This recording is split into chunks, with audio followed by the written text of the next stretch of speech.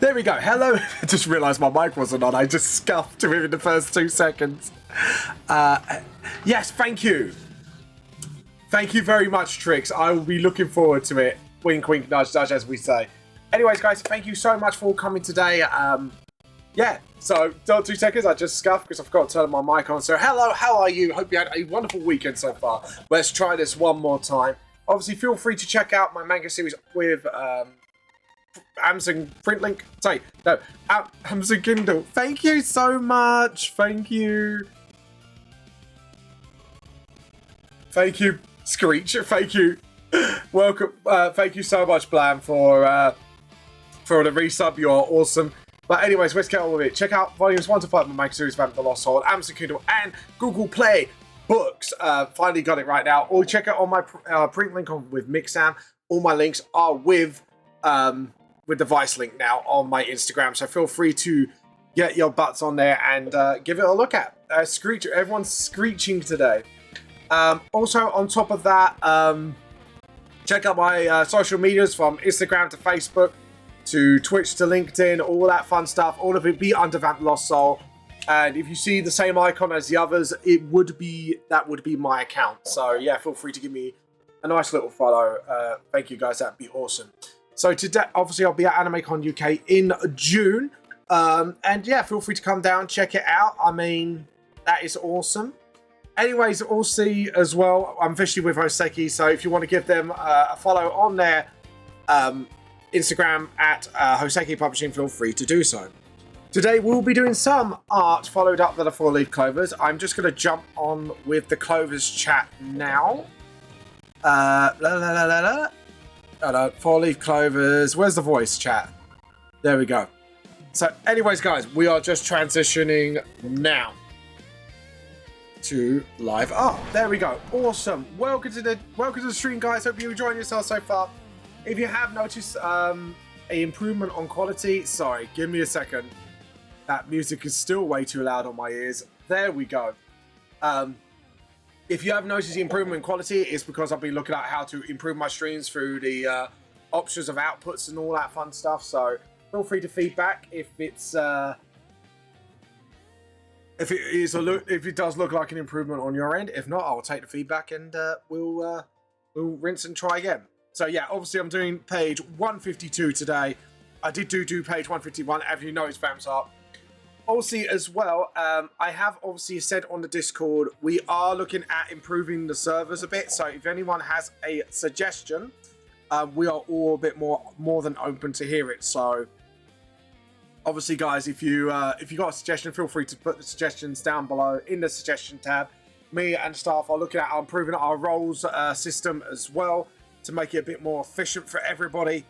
So yeah. It's just like it's just things like that, just to sort of make sure you guys get a better experience in our Discord community and get it to flourish and shine a bit more, you know. So because it is you guys that make the community at the end of the day. So you know, we do our best and stuff like that.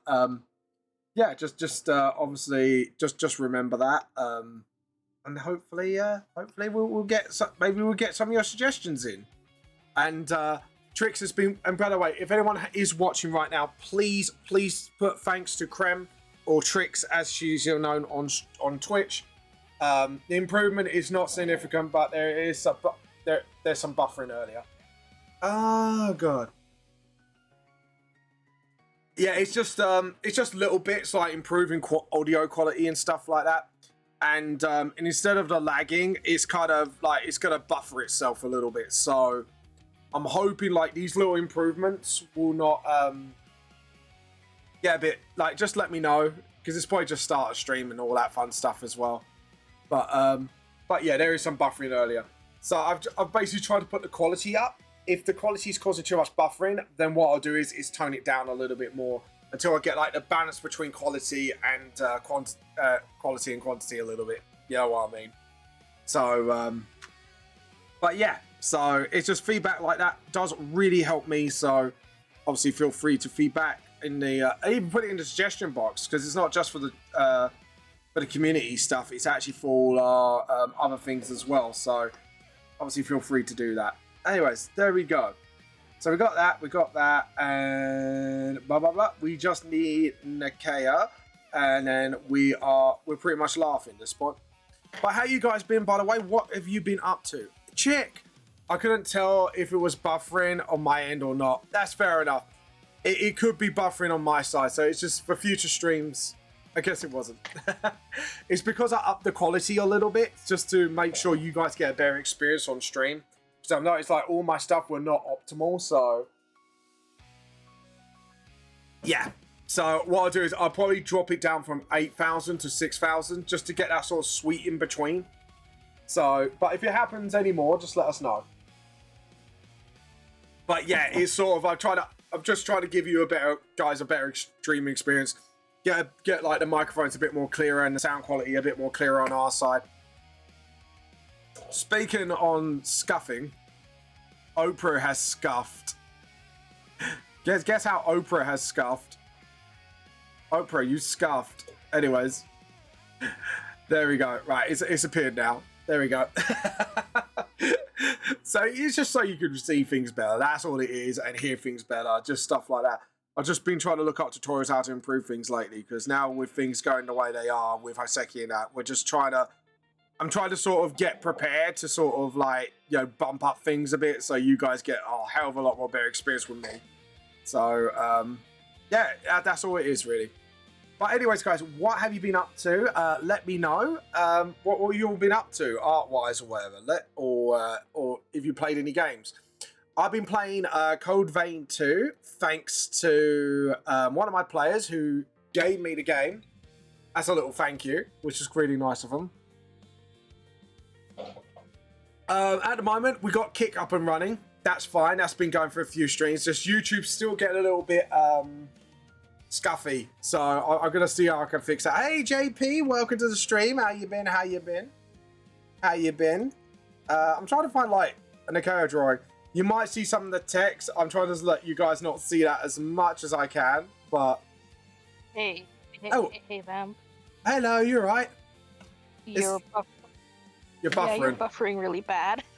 Really? Might be, can I edit the stream quality on the spot? Let's see.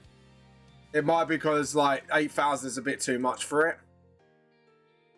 Let's have a look. 24 kilobits. Stream.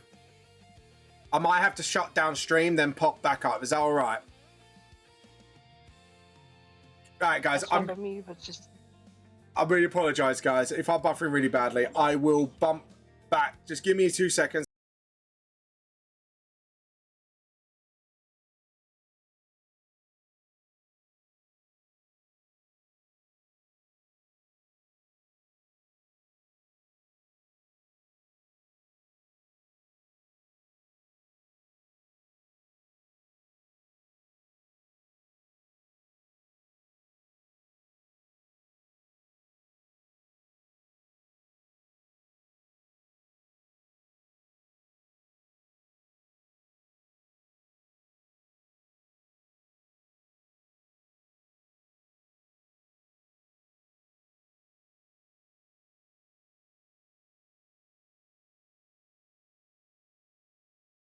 You know, just let everybody know I will be coming back.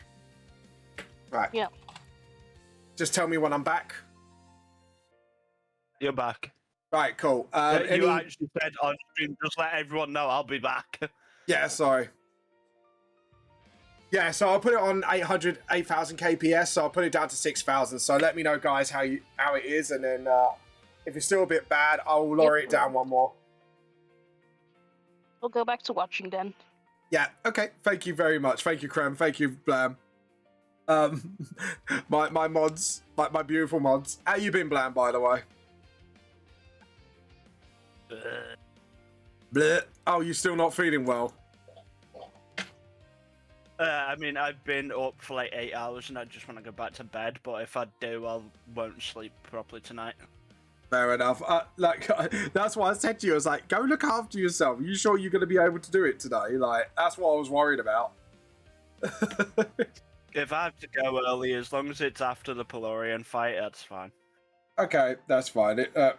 That's fine. Like, if that's what you want to do, that I can respect. That's if I have to, because Pelorian will basically be unconscious for a bit anyway. Yeah, no, that's fair enough. Anyways, there we go. I don't know why, but on Discord right now, you sound really far away. Do I? That shouldn't change the mic quality. Hold on. Hang on. Let me see. I need to mute you on this Discord. There we go. Let me mute you on Discord for a sec. Mute me on Discord? How rude. Am I coming out clear, chat, by the way? Just so, chat, I'm just going to ask chat quickly, just to make sure I'm clear with them. Oh, there we go. No, it was just on my side. It was just on Discord. It was weird. Clear it as day. Good. Because I did want to improve the audio quality, so that's good. Yeah, I checked on Discord. The sound was weird, but on stream, it was perfectly fine. Yeah, I was going to say, like, I swear I improved that at least, like, just to make sure I sound a bit more crystal clear, you know? But yeah, I've started to play Code Vein 2, by the way. Oh, clear. Thanks, chick. Thanks. Doesn't sound different to me. Yeah, so I've started to play that. I made my VTube. Am I buffering? No, my Twitch is being a dick. You scared me there. You gave me a mini heart attack. Like everything on my side buffered then. Like no one was streaming for a second. Oh my god. Apparently now it is still you. Apparently what? Apparently it is also you still. How badly am I buffering? It was like a second, I think. Yeah, if it's a second, like I say, I'll have to lower it. But is it not for me? Oh, so it might not be my side then. Thank God, I couldn't tell. No, that's fine. If you couldn't tell, that's fine. Yeah. Like I say, we'll keep an eye on it. Yeah. Go on. Yeah. That drawing I sent, that was meant to be a lion. Was that meant to? Do you know what? I was thinking it was a lion, but because of the horns, I was like, no, it has to be a manticore. That's what I thought first. That weren't horns. That was meant to be teeth, like fire teeth, but I can't draw for shit. Oh, sorry, Blam. I feel really bad now. I really did try to fall. I thought it was Trix generally thought a brainiac dog. I was like, I'm just shit at drawing. No, you're not. Yeah, like I say, like at least it looked like a creature. So that's a win. I mean, yeah, of course it looked like a creature because it looks like a creature drew it. No. You don't get it. Like there are kids out there that I've seen that have begun a lot worse than that, and you can't even tell what it is. And they go, do you know what this is? And I'm looking at it like, no. Like, at least it has 4 legs, a head, a little bit of a mane. I did see that. So, you know, that's progress. No, I'm being so deadly serious. That is like, that's a compliment coming from me. Like, a lot of new people wouldn't be able to even draw that, so. Like, but if you want, Blam, like, since you're a streamer now, we could do a collab stream one day where I could teach you how to draw. I don't have anything to draw digital art. Sorry? Well, you could do it on paper. We get a cab set up. Oh, you don't have that? I don't have the space or the money for that. Damn.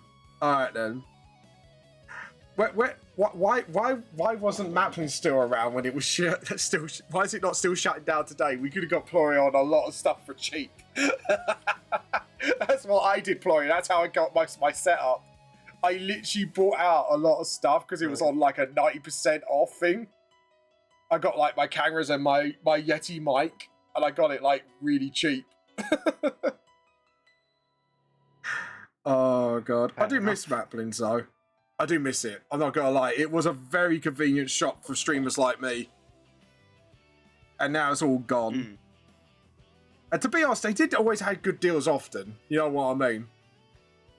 You did manage to get like stuff for a steal at times. Like, don't get me wrong, Curry's is okay, but it wasn't anywhere near Maplin level. You know what I mean? Like Maplin's, you had some proper specialist stuff. You know what I mean? I love it. I'm missing out Maplin's like blockbusters now. It's like one of the few things I actually miss because it's actually like it was pretty good. Oh god. But yeah. But you never know, Matt. You never know, Blam. Things could kick off with me. Hopefully this time next year. And I can help you. Hopefully. Hopefully, yeah. Then we could do all sorts of shit together. That'd be kind of fun. I'm not gonna lie. Oh, guess who I made as my character for Code Vein 2? Who? Or what? My VTuber. I actually managed to get some semblance of my VTuber on there. So if I play it on stream... Nice. Yeah. Too bad I couldn't put the T-Cult logo on the arm, but there you go. It would have been funnier. But I've only just started the game. But yeah, it's I've got a lot of fun. So when I next message Drago, I have to thank him for that. That's the guy who gave it to me from the D&D group. Nice. My fault. A Brainiac joke. Yeah, might be me. To be honest, dog was my second guess, wasn't it? I did say like a mutated dog, didn't I, or something like that? Yeah. But honestly, I thought you would draw like a creature for like one of your D&D games, and players were like, you know, when players go, "What do you mean? What's this creature?" And then you have to kind of like draw it or show it to them. And you're like, "Oh my god, I got a random call from my grandpa." Oh yeah, no, take your call. Family comes first. But are you feeling a lot better though than you were? That's my concern, Blam. Yeah. Yeah, as long as also, you feel. how did you read Grandpa and not? How did you read Grandpa? Oh, Grandma. Sorry, it's because of why I was covering like the last bit of the word. All I saw was like the D. I didn't see the MO. So, because I've got like my cat cam set up in a different way now, and my wife's like cutting the screen off a little bit. I might need to get an extender just so I can put it behind the PC. Just like a little USB extender, you know what I mean? Yeah. But yeah. Is it just me or I can see a line in my artwork? I can see a line. My brain was going, I can see something and it don't look good. What are you gonna call? I don't usually like calling my grandma, so I'm just happy the conversation was good. Oh, fair enough. But as long as the conversation's good, that's what's important, isn't it? So that is what is important. Yeah, so guys, what games have you been playing so far? And Chick, how's your game developing going, by the way? I think you got everyone like a little bit hyped about your game last time, which is good. It was good. I think like I'm a little bit excited about it. Aren't you, Blam? Yeah. Sorry, Yeah. I'm just trying to stay awake. I'm a knee. Bless. Damn desk. Why don't you go like, I wouldn't say fall asleep, but just rest up a little bit. Now my scuff has been fixed before D&D.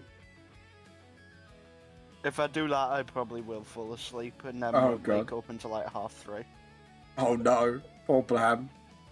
Yeah, because at the moment, Jules is going to be a little late today, isn't she? So, the guy doing 3D modeling gave me some of the assets for the game. Ooh!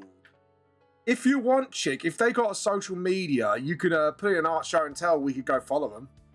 3D assets is creative art. It's actually going to be so good. Oh, well, feel free to show it off if you can. So we like to see your. I was going to say that's going to sound wrong, isn't it? If I say I want to see your assets. No. Seeing the assets come through is really motivating my game. Oh, nice. I was going to say, when I was going to say to Chick, like, show me your assets, and then my brain just went, that's going to sound really bad. No matter what way I would say it, it's going to sound really bad. Don't worry, Chick, it's just me being silly. But no, I'm glad you're getting motivated to do your game. I know the chat would. A lot of the chat here have offered their help as well, so which is absolutely awesome. So we do love your concept of the game. The corporate overlord. Oh god, now that would be a fucking funny reference, was it, from the Overlord games? I need Chick to play that. Actually, I think Chick would actually love that game. It's like on his script. Have you never played Overlord? No. It's so good. Just my favorite bit alone is just you're able to kick. I wasn't around 600 years ago. 600 years ago. Shut up. It's a good game and it still stands today. So you know what? Nah. You never heard of it, right? Go look up. It's the Overlord series. Only play 1 or 2 because there's like another couple, but they're not as good. But the first one and the second ones are really good. It was on Xbox 360. Yeah, they're really good games. I highly recommend them. It's very like mixed up, messed up Terry Pratchett. Let's put it like that. And taking the right piss out of the fantasy thing out there. And you get to play as an evil overlord, trying to reclaim his throne after getting backstabbed and murdered by your old group. It's kind of cool. It's very funny. It's very, very witty. It's definitely a lot of sense of humor in there. Why can I not draw? Is something going weird? It's because I layer locked it like an idiot. But yeah, it's very dry sense of humor as well. And with your humor, your script, I think you would like the game. And I think it might give you like a lot of good ideas of like that dry, witty sense of humor as well. And there's some definitely big comedic moments as well, but it's definitely it's if you are the bad guy and you could be a really, really bad guy and destroy everything, or you can be a somewhat benevolent overlord. Looks fun actually. Seems like a bit for me. I've recently been trying to get more comfortable with being a villain. Yeah, it's a good game. You get to play as the villain, and it's just like you're going, Overlord! It's just my favorite bit. You get to kick a jester gremlin. So if you're getting frustrated with a level, you could just spend like time in the hub just punting him around the base, which is quite fun. But it's really good. Like the humor's very, very dead on as well. You know, I just love it. It's so good. But yeah, it's one of those classics that it's an underrated classic. Do you get what I mean? Like a diamond in the rough, basically. And you get to command minions as a part of your mechanics in the game as well. It can be a little clunky, but it's fun. I adore Minecraft. I find it how SMPs I play die. Because there's nothing to do. I have a skill and dedication that I feel like becoming a villain of one of those servers would help keep it going. Yeah, you could do. You would definitely get some ideas out of it. Let's put it like that. But yeah, I don't know. I think there's like a couple other games you get to play as a villain, but it's not as good as that one. I think, in my opinion. In my opinion, Plorion might have a recommendation, maybe. Right now, I need to figure out why my character was lighting up when I was doing nothing. Might be background stuff. So if there's any background noise, it might be just slightly picking it up, but you can't hear it, and it's kind of flipping you. No, it was quiet here, and I have a sponge on my mic.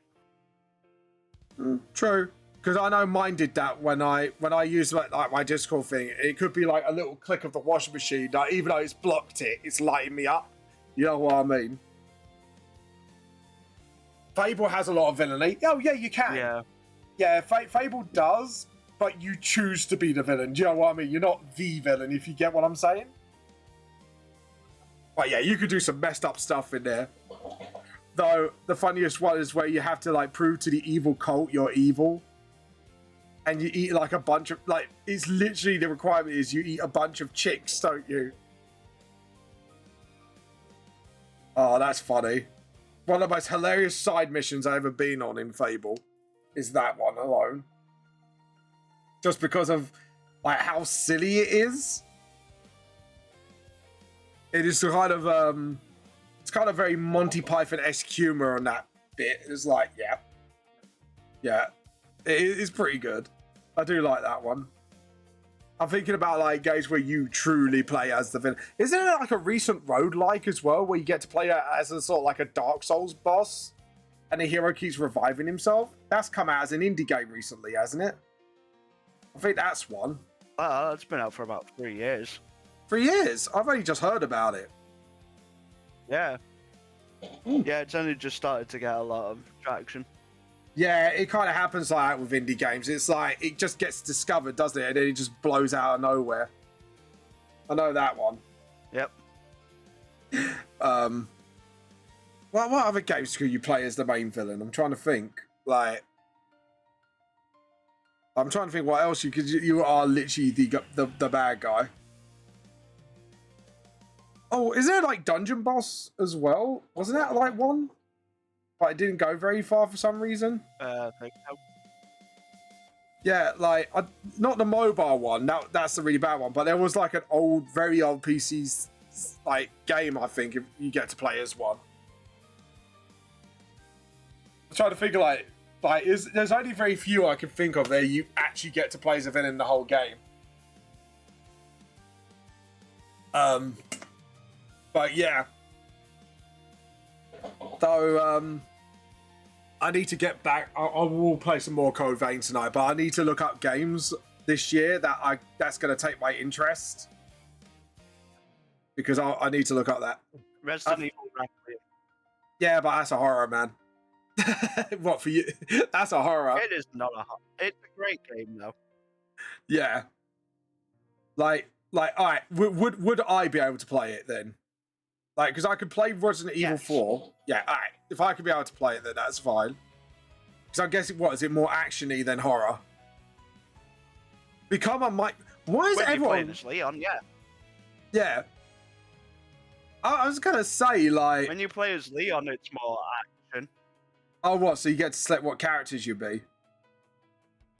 No. You have to. You play as Grace at parts, and you play as Leon at parts. Oh, and I guess in Grayson's the more horror stuff? From what you are saying? Yeah. Fair enough. See, that would be the bit that would be probably hard for me to do. I was going to say, like, I love the fact, like, a few of my members have been going, Vamp, why don't you play Minecraft? Vamp, why don't you play Minecraft? I used to a long time ago. I think I've just haven't played it like for a long time. I know there's been a shit ton of updates. I think the last time I played it, the update I was on, they just released one of the mobs, I believe. I can't remember which mob it was. I think it might have been the witch, which is like, that's way back when, I think now.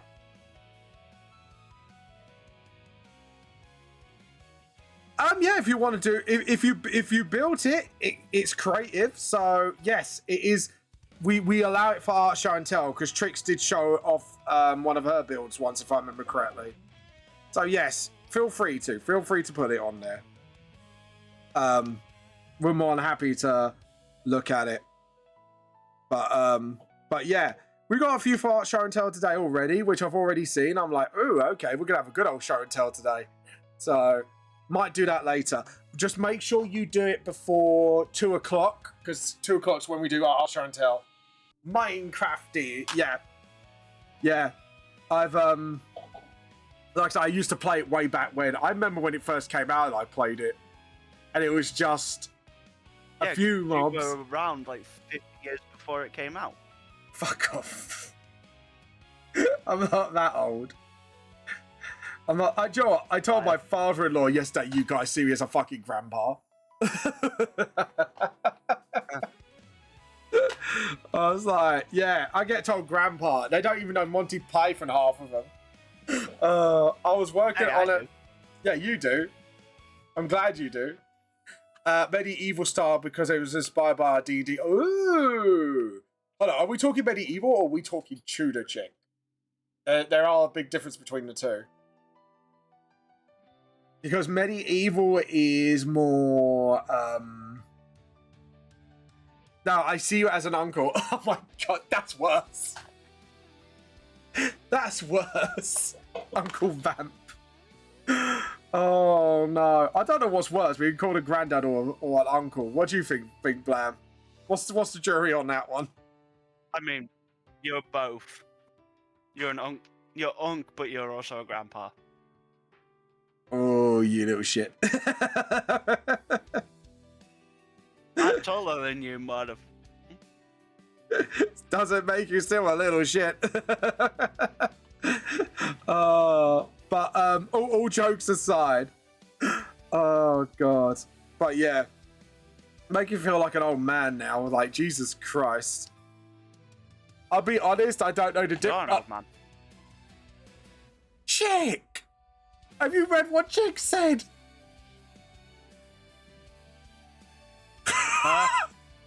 I'll be honest, I don't see the difference.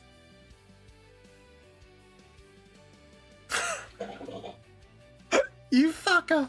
I love the fact he just went, I don't see difference between uncle and grandpa.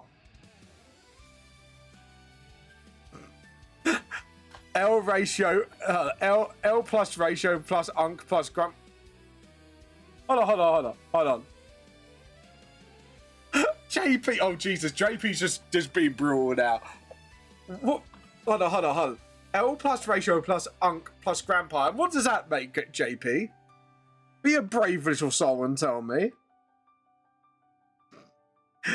JP's so lucky he's not in any of my campaigns because you know what would happen. Be brave. Yeah, you'd be annoying and try and kill him, but it wouldn't work. No.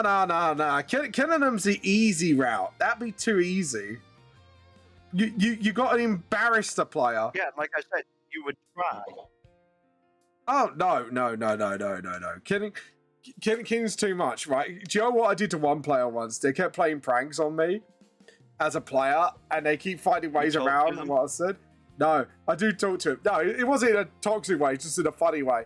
So I got my payback right by taking his character on a or her character, because that's just recently announced, to a shopping spree with Larendale. So you can remember theirs, but you can't remember Jules. Excuse me, I do call myself out on it now. I have been remembering recently. Oh no, it's fun. No, this is funny, JP. He was doing it again and again and again. So what I did back, I made him go on her character, who's a he, which that makes it confusing as hell. I took him on a shopping. I call it by the character's gender. I took Axel by like a shopping trail with Larendale and got him in a golden pink pretty dress. Tudor style, by the way, because it was in the Tudor era, which was absolutely hilarious, and someone actually drew it. And it was adorable. And it's just like, and then we said since that day, Axel had an awakening for cross-dressing. It was really funny. My DM in a while back tried to embarrass me, so I doubled down and made the DM stop the game with that face. Oh, But to be honest, it was just a little friendly jab because sometimes like you have an in-joke between players and DM and it's like, well, if you keep saying this joke, I will do something about it. And people go, kill us. I'll be like, nah, I find ways.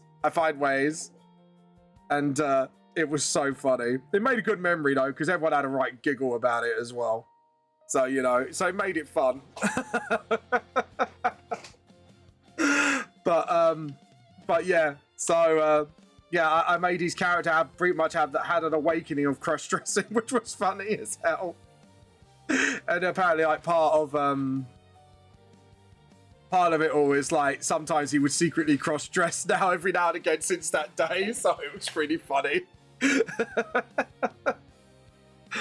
Oh god. Sometimes you got to roll with the punches. I've done that as a DM a couple of times. Like Blam, you know what you got me transformed into when you rolled the dice for random polymorph? That's not the worst thing I randomly polymorphed into either. Me as DM, if you don't shut the fuck up, let me take a roll. Oh no. Tricks. It is funnier when you play pranks back because they realise you could give it back as much as you can take it. And I rolled the dice in a private game with Captain Yellow Dot Pokerbeard. And I ended up as a pufferfish.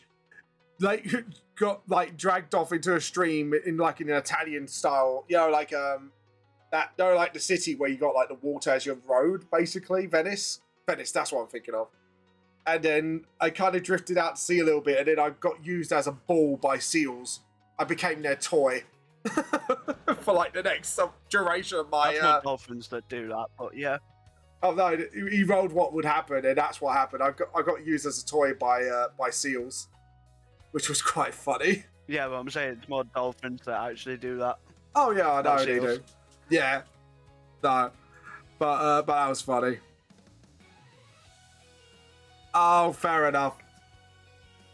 Yeah, it is hard sometimes when you got players like not paying attention and that. It can be hard to deal with at times, but I had my ways of getting around that one. Me who has to play video games or can't pay attention. Hashtag show you art here. If you actually look in general, I've actually post your art here. Oh, thank you. Post you art here. I've actually tagged like a lot of people today. So not tagged. Sorry, I've tagged the forum today. Owns the server and so forgets. Yeah. There you go. But yeah, so feel free to post it there. We'll have a look later on for art show and tell. What did you build, chick?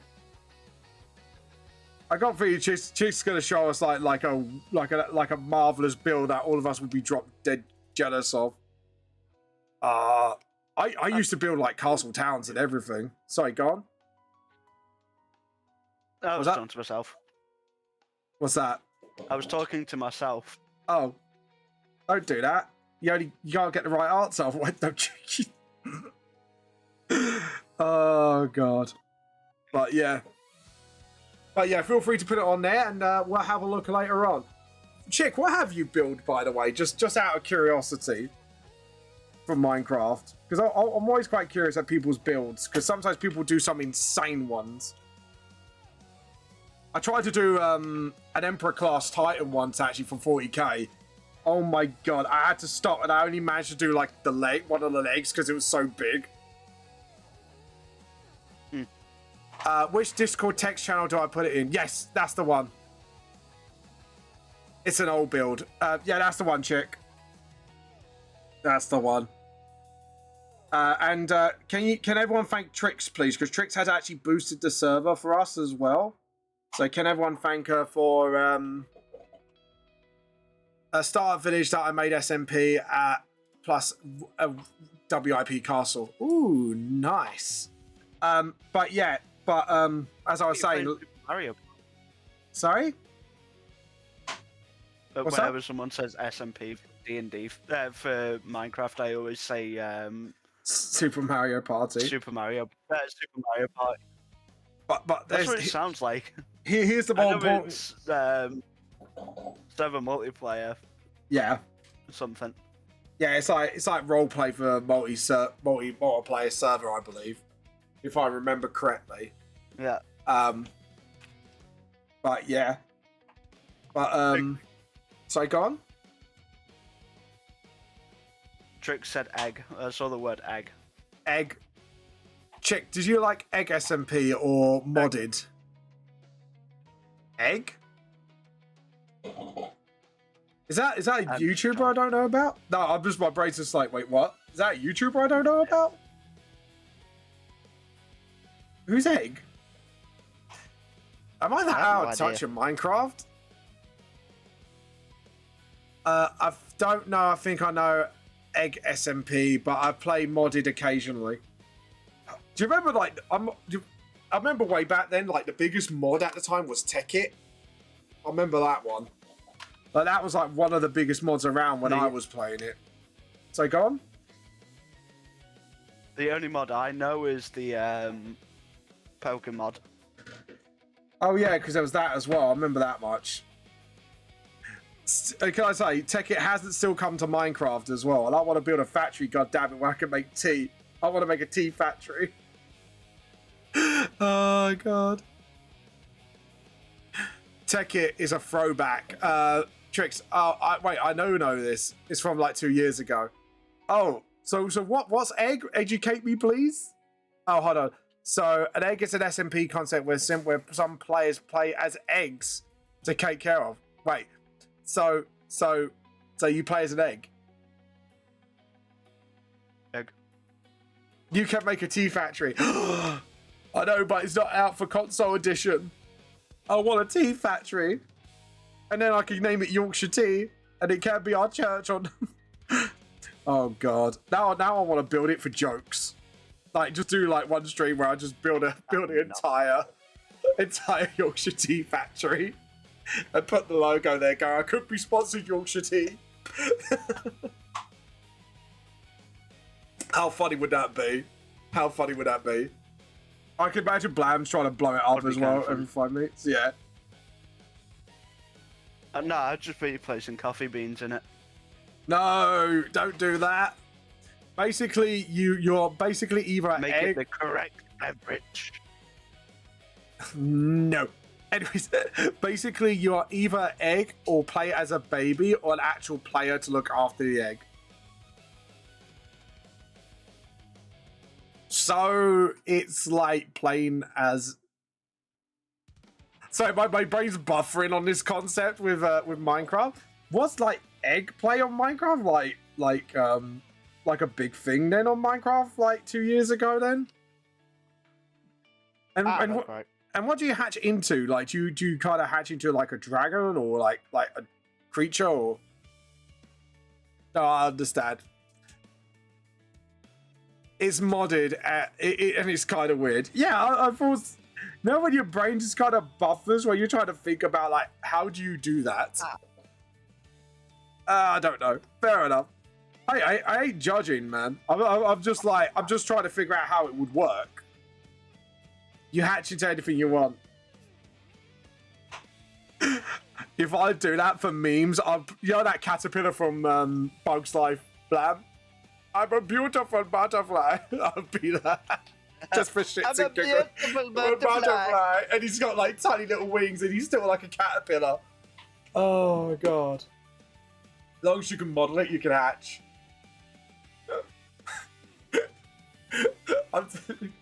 Oh, that was such a funny thing. I bet you like half don't know what Bugs Life is nowadays, even. I'll be the tiniest caterpillar ever.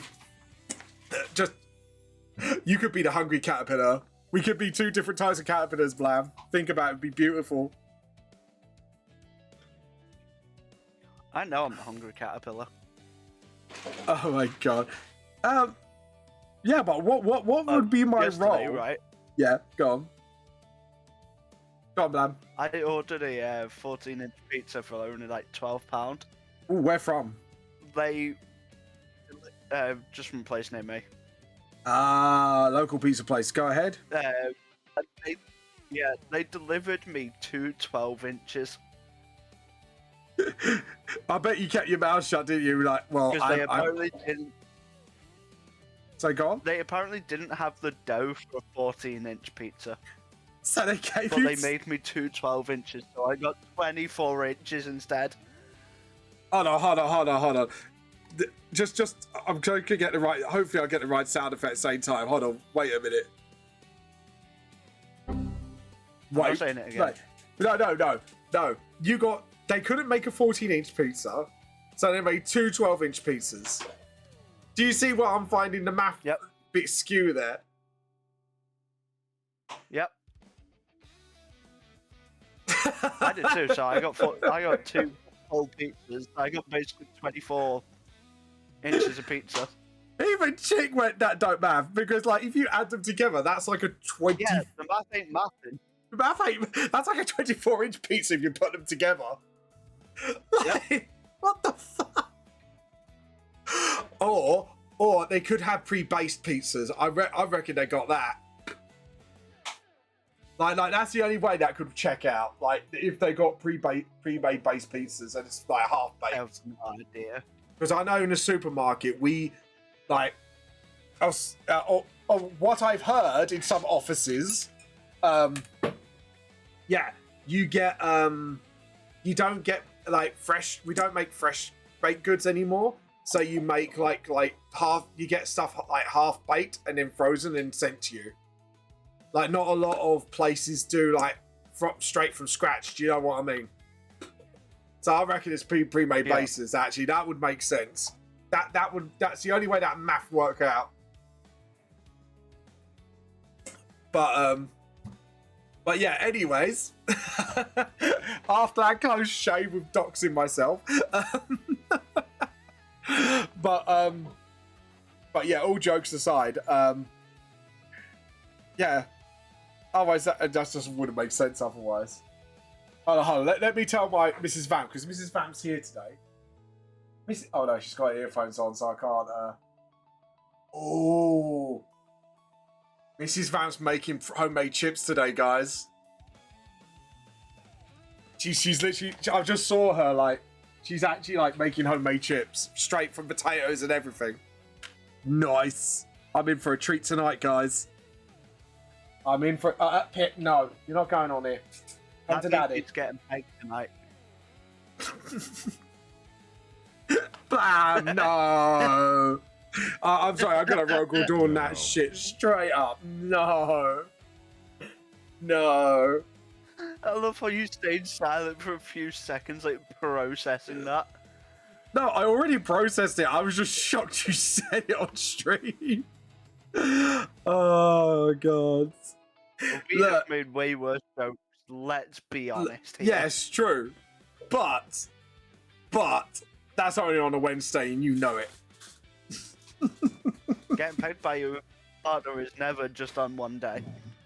No, I have a gay Wednesday for that shit. You leave me. You stop getting me out of turn. Oh god. All jokes aside, though, how's everyone doing? What games you play?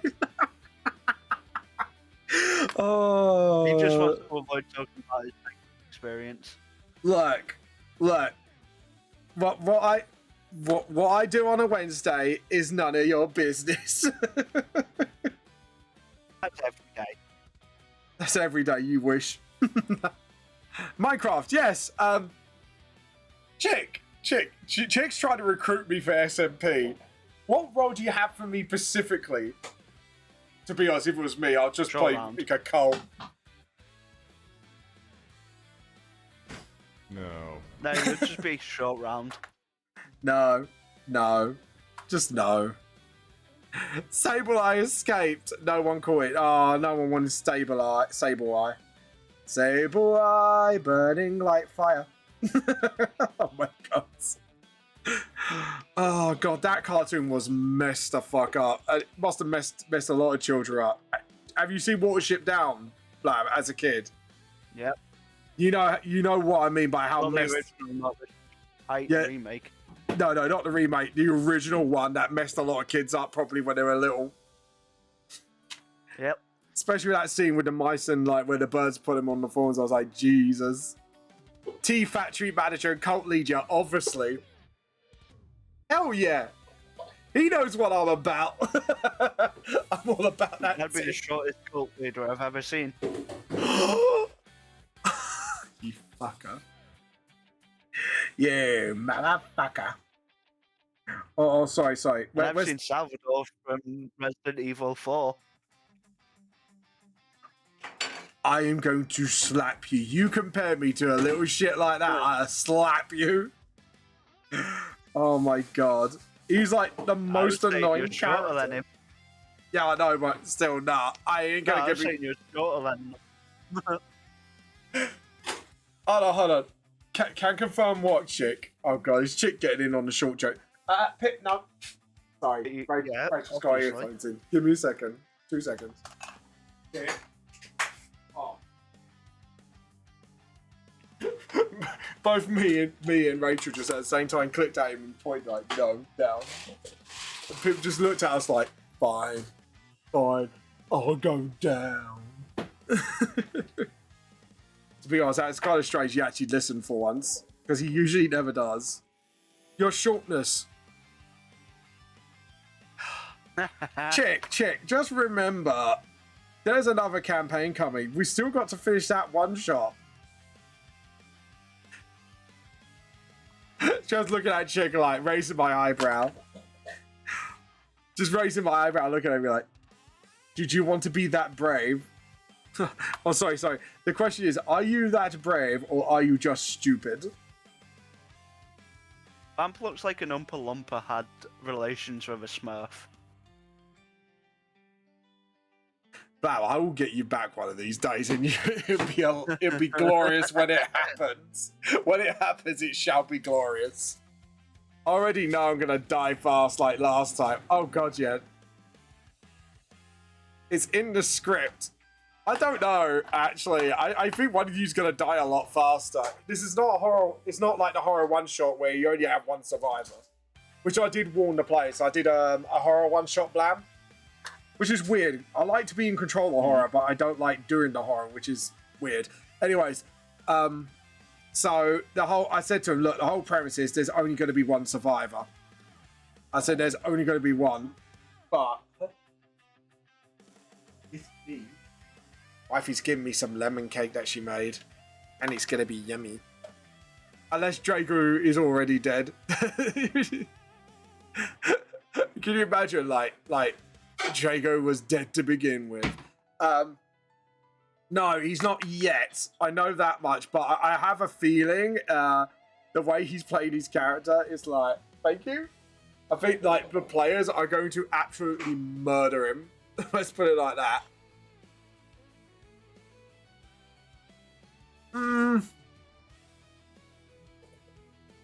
I made him do a roll for that. He's okay for now. I'm doing a zombie one-shot in World War II as well. Like modified zombies are the enemy. No. Yeah. Basically, they're investigating one, which we won't mention where, but one of the locations of the enemy's research bases. And they're kind of trying to make modified zombies for warfare. And in VTS law, that's actually why the Geneva Convention was made on the supernatural side as well as the normal side, because certain use of magics were like really badly used. And necromancy is one of them. It's actually in like the modern VTS world, it is literally illegal to use necromancies in most countries because of what happened in World War II. Give me the lemon cake. Oh, Tricks went, I want lemon cake now from Rachel. Okay, wife, Mrs. Vamp, ignore that. Oh, once she's got her earphones off, I'll let her know.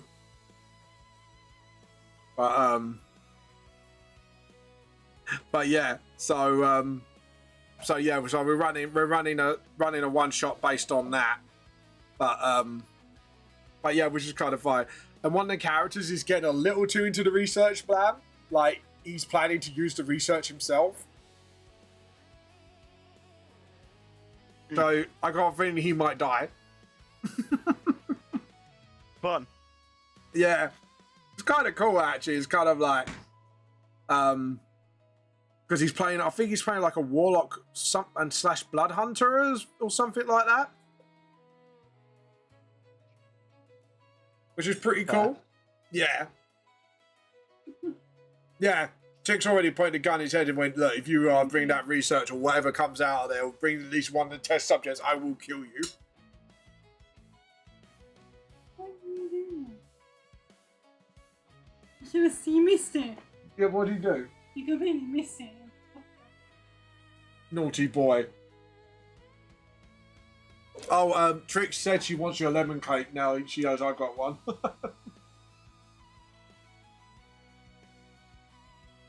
Bless. But yeah, Trix in my pro D&D games actually, just to know. And Trix said, I think you said to me last night, Chick, didn't you? Like, when you get enough experience as a player, you want to try and DM yourself, don't you? Which is pretty cool, actually. Because right now, before I run the Three Kingdoms campaign, which is obviously based in ancient China, that's the next campaign I'm running with them. And I'm basically doing a bunch of one-shots and also do DM coaching sessions. So if anyone wants to learn to DM or like want to learn my ways of DMing, then I said, look, just talk to me and I'll walk you through what I would do, you know. But I say the most important thing though, that everyone has their own way of DMing. But like every time someone invites you to play in someone else's DM, always take the chance, because then you can learn like from other DMs what they do, and then you can apply it to your own stuff, which is quite an important way of learning DMing, I think. What do you think on that, Blam? Because you're DM yourself. Yeah, it is definitely better to learn from others. That's why I'm managing these coaching sessions, just to help them sort of get started. You know what I mean? Yeah. Fun fact about Trix, she is obsessed with lemons, especially if it's sweet and lemony on the inside. It is quite sweet and lemony on the inside. But I don't think Trix is going to teleport like Goku, just like instant teleportation, take a cake and fly off. Know what I mean? Just see a random. I can see it. I can see a random trick, like a wild Trix appears, steals the cakes and runs off. Oh god, that'd be kind of funny though. Low key funny. But yeah, Trick. I'll tell you what. Actually, Chick, if you got any friends that DM themselves as well, it's good to learn from them as well. So even before you get started, always keep an eye on how people DM. Recommendations I would give as well is watch Matt Mercer and the other guy that's DMing the new campaign. Brandon Lee Monaghan. They're very good DMs. They DM very differently to each other. Brennan, sorry, thank you. But yeah, they're very good at what they do. So I'll definitely watch them. Also, Legend Adventurous is another way, because that's a different style of DMing, because they're a lot more comedic, aren't they? Yeah, Legend Adventurous. Brilliant. Yeah. They're a lot more on the comedic side of DMing, aren't they? So it was Gorilla of the Woods. There's a wild gorilla on the loose. Yeah. That's the one where you get Chuckles. Chuckles the clown. Yep. But yeah. But like, the more you... Yeah. I think as well you could learn how to be like a good player as well from others. The best place also to check for like really good tips and that, D&D Shorts. I think he gives really fantastic tips as a DM and as a player. Guinea D's another good one as well. So she does a lot of good tips video. So what's up? Got jump scared in my game. Oh, I thought you were saying that for a reason. I was like, why am I not allowed to mention that? But no, I just got jump scared. No, the one to not mention right now is One Shot Questers. Yeah, I've roughly heard about it. What actually happened? Oh, he's just trying to gatekeep the D&D community. Oh, great, that kind of person. I hate when people do that. It's like, why? Yeah. Why are you gatekeeping? Because a group of people that have literally said, hey, we're going to be doing a show, but we can't do like all the action and stuff that we'd like to, showing off our actual skills with swords and weapons that we can do. We're going to save some of the money so that we can do multiple seasons And he just Yeah. had to go on everything on it and said that it was a pile of shit. Yeah, but if they want to do that, it's fun. My friends might have I mean, they convinced... stated it from the start. Yeah. I mean, at the end of the day, D&D is sort of, as long as you all agree to play in a certain way and, know what the campaign's about, you should be fine.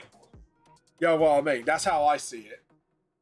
And I'm not being funny, there is LARPing. And it's actual people using their weapon. They will be using their actual weapons in the second season. Yeah. So, yeah, Because what I mean. they were going to... Well, they wanted to try at least a couple in the first season. Yeah. But then they've had to film over 3 days during the Texas ice storm. Oh, God. That must have been horrendous to work in. Yeah. Jesus. I can imagine. Yeah, But, because it was cold as well in that place they were in. Poor ice storm. Yeah, I reckon it'd be cold as ice. No, they were in like a warehouse as well. Oh, where? Oh, God, that makes it worse because you get the wind flowing through. That just makes it. Oh, that's bad. Yeah, that's really bad. Like, because, like, I know certain offices, they're not actually like buildings, they're like that as well. So when we get like cold weather coming through, it's really bad. Like, yeah. Yeah, it's it like was. you fucking feel it. So I can imagine an ice storm would be a lot worse than what we would go through here. Fucking hell. But but as for tricks, In Texas, it very rarely happens. oh God. So go back to Trix' comment. Trix, you said you might be recording your sessions and then post them. Where would you be posting them? Like on YouTube? Would you make in a separate channel for it? Just so, because I know Trix is a experienced DM as well, if I remember correctly. But anyways, back to the point of it. Like at the end of the day, like as long as you guys are safe and you're enjoying what you do, it shouldn't matter how you do D&D. Do you know what I mean? In my opinion, YouTube and Spotify. Yeah. Ooh. Yeah. Like, there's a reason why people say D&D your way, if for a fucking reason. It's like Burger King. You can have it your way. But that's just my opinion on it. Like, honestly, like, they have to take it as gospel. But, yeah. But at the end of the day, it's like, yeah. Just like, the two main rules is make sure your players are safe when they're doing it and make sure, like, everyone's having a good time, because at the end of the day, what it is you and the DM having fun. And it's just a bunch of mates getting together and telling a story together. That's what it really is about. It's you getting all together to tell a story. Yep. And that is the essence of D&D. And something I have taught to DMs, because a lot of new DMs think it's like the player versus the DM. It's like, no, it's never that. It is a cooperative experience between you and the DM. If any DM thinks that, that's when you're going to have problems in your games. Especially when you're trying to railroad your people. You've got to give your players urgency in some respects. There are some bits where you have to kind of put them back on track, but like mostly overall, you should give your players a bit more urgency, and especially in high stakes situations where they have to make a choice and there will be consequences. Like with the Henry VIII campaign, I have actually wrote, if you didn't follow the linear route that I've made, I have written down things that would happen if you do certain actions. So there would be consequences. And like, I'll have to change the story because I think me and Blam would agree on this. Your best weapon as a DM is improvisation, isn't it? Because very rarely things go to plan. Let's be honest. Because your players will be doing some unhinged things. That is the one rule of D&D. Or they'll think of something that the DM never thought of. Unexpected. Yeah, 100%. Since I know I'm like an unwanted, since I know I'm like unwanted siblings, I will probably stream it at 10:30 p.m. to 1. Yeah, that's fair enough. Is this like live stream or just like you kind of record it and then post it? Or are you just going to scream into the void and say it's up? Yeah, could do. But yeah, we'll check it out once it's out. If you want to post it on promote your stuff, so you know, so then we can have a look. See, always like to listen to other DMs as well, because I am very. I feel honest, I think your best weapon as a DM is your understanding of the rules. Yes, that as well, JP. I think it's your understanding of the rules. 100%, I agree. But improvisation is your best friend, and sometimes, like, if there's a rule getting in the way of players' rule of fun, you do have to alter it. Because, like, the exhaustion rules, I really hate fucking 2014's exhaustion rules. So I kind of just went, okay, there's like 10 levels of 10 or 12 levels of exhaustion, and then you just get a -1 to each of your rolls, and then you can recover like that by doing a day of rest. Yeah.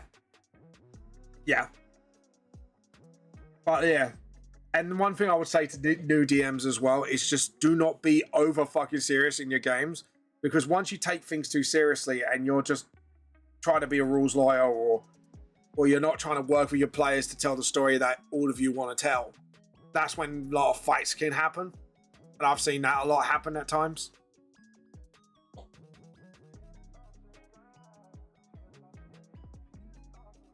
Oh god, yeah, JP. No, I agree. Like I said, all those do build. And like I say, you understand the rules, yes. And but like I said, is sometimes like for me, it's just like it's just knowing when a rule gets in the way as well, and where you have to like this is why I like D&D shorts. It gives really good advice on that front. And they'll probably like say it as better I do what I think what you gotta be doing. And I've learned so much through those videos. Even dealing with like the one thing about DMing that people don't really understand as well is learning how to deal with toxic players and conflict. I've learned a lot from that as well. So, and you do get them, because I could say the story now because there was a player in our professional D&D group, and I don't mean the streaming side. I mean actually like when I do it professionally for a local store. And he was like picking on a kid who was much younger than him because he was annoying. I can vouch for one of my favorite parts of you DMing is that you're always ready to let other people's creativity run. So yeah, serious. I never see these fuck asses who hit hard the day I see them. No, but well, JP, there are different ways, because if it is, they're just not right. So here's some things, and this is something I do like about D&D shorts, because he's not talking about like straight up people who are just assholes, but you can have players that are very new, that they can like power play without thinking about it, and they're just trying to have fun, or sometimes they take the spotlight and they're not realizing they are, and stuff like that. And sometimes you have to sort of take the player aside and just go, let that player. There's been times where I wanted to punch Blam in the face. Oh, poor Blam. What did you do, Storm? I mean, fair, but what the fuck did I do? I like that. What the fuck did I do? But sometimes you have to set the player aside, have a word with them. And sometimes, like 9 times out of 10, it's sometimes they're doing something without thinking about it, because either they're new or they've had experience where another table does it a lot and they got away with it. And then you kind of sit down, talk to them, and they're fine. But talking about this specific story, because this is actually quite an important story, is we had a player, again, he's an older guy, picked on this kid. He was about 12 at the time. He's still in my group, the kid, bless him. And just because he was annoying. But he tried to use his disabilities to get away with everything he did. He was one of those lot. And after a while, I had to actually get the store management involved because it got that bad. And eventually, we just kicked him out. Like, so that's what JP said. I had words with him. I said, please don't do this. And the reason we kicked him out in the end was he was trying to coordinate with other players, but make it look like it was a joke. So I had to take those players aside, tell them what's actually been going on. So they got dragged into it, because they were getting dragged into it by him manipulating the group against him. And it was just like, yeah, and yeah, and I had to then talk to them, and this is when we had to kick him out because it got that bad. And I said he was on his last warning anyways, and I had literally one of the store people come in to play to watch him. This is how bad it got, and eventually I was about to kick him out, and literally I was about to take the shout and say, "Look, I don't want you turning up again." But he got himself kicked out of the store for other reasons, and I won't say why. But yeah, and sometimes it is important that, like, through that situation, I learned a lot as a DM, and sometimes you do just need to kick somebody out. Like, I try to always go for the diplomatic route, but if that doesn't work, then I go, yeah, nah, mate, gotta go. But yeah.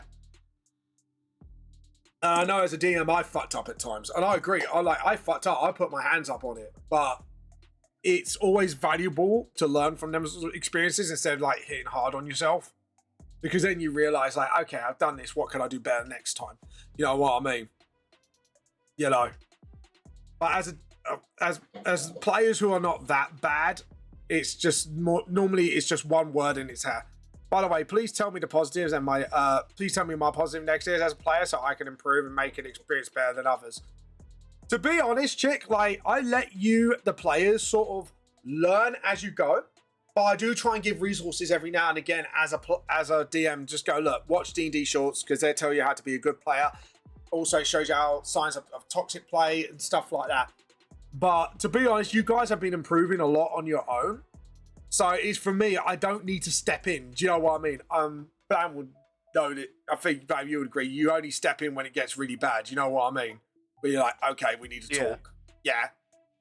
Usually it's just one little quick word and then that's it. It's like end of discussion and it's fine. So, but yeah.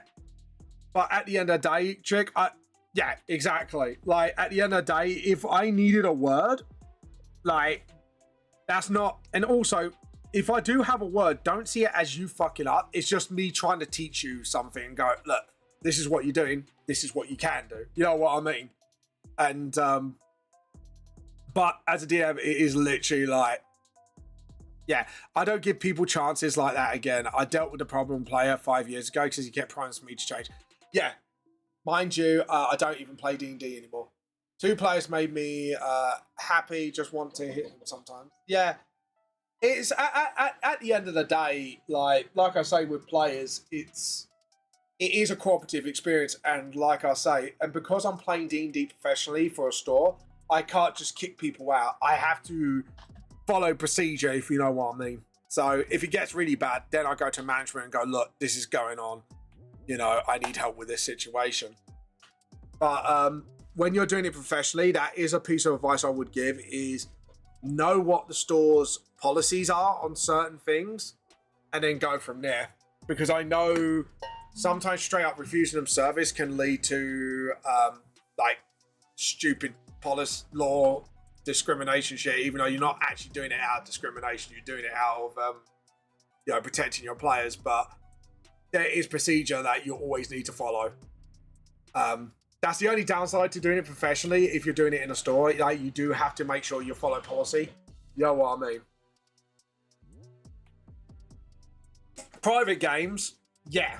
And also when you're being paid by somebody to DM for them as well, you have to make sure, like, the players are in agreement as well.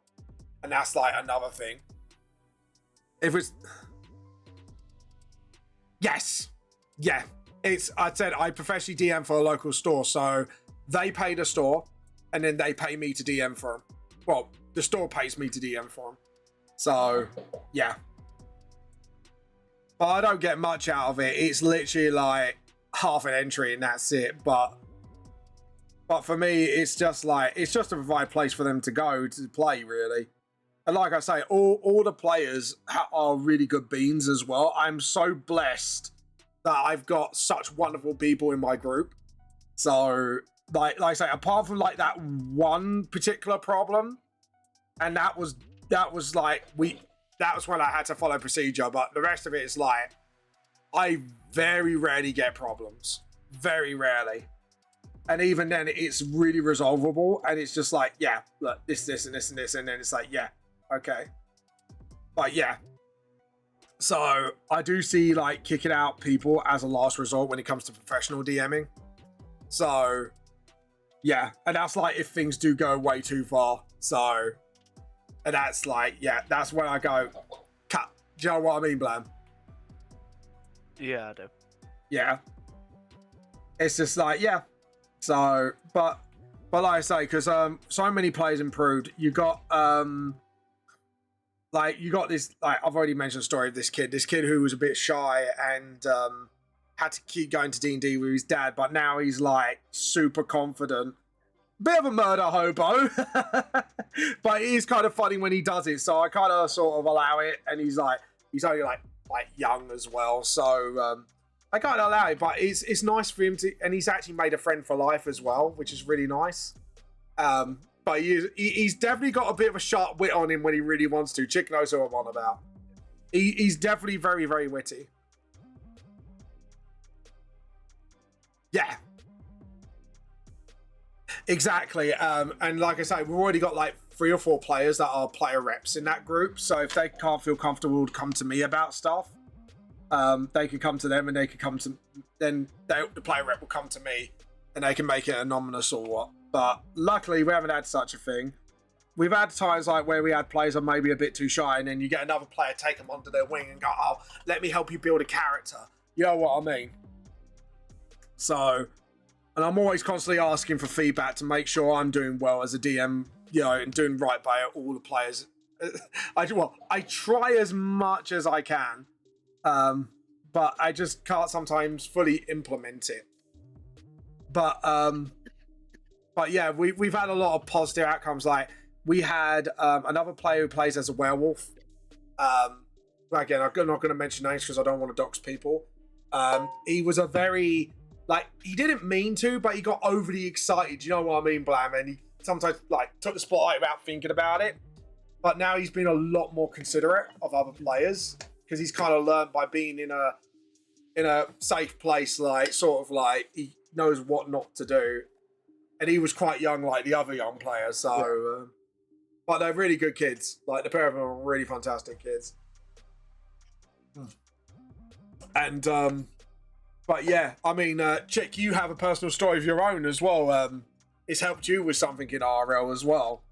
And you said it in the group, and it made me tear up. Actually, the Chick made me tear up, the bastard. And we had another player as well. Like she was going through for something personal as well.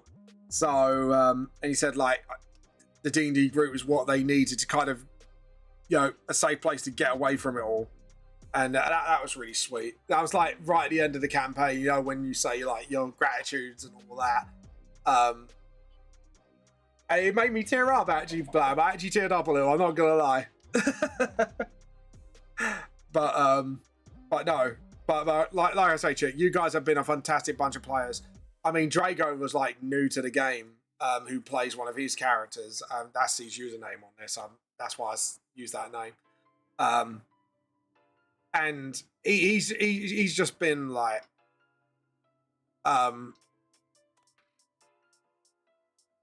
yeah. But yeah, having been burned by so many people when I was younger, I was generally surprised how accommodating, how accepting you all were. To say all this day, D&D is something that's been missing my whole life. Yeah, I think because the group we have is you got such a diverse group of people. I mean, you got like a couple of people that like from different backgrounds, and then you got like different ways of thinking, and it's sort of, it's nice that you guys come all together to just play a game. You're not like, you know, all similar. You all have your sort of different goals of playing D&D, and it's very interesting to see it play out and see how you guys sort of like escape into the world. From every, yeah. And also, yeah, exactly, it's from seasoned players to newbies, and you get everyone from all different levels. Like, I get like a new person every now and again, and I, you know, we all try to sort of be as welcoming to other players as we can. And I always try to teach that in my D&D games, because obviously, like JP, like I say, he doesn't even play D&D anymore, and stuff like that. Like, I think the one thing you teach your players is be accepting of new people, because remember, D&D is such an intimidating game to learn.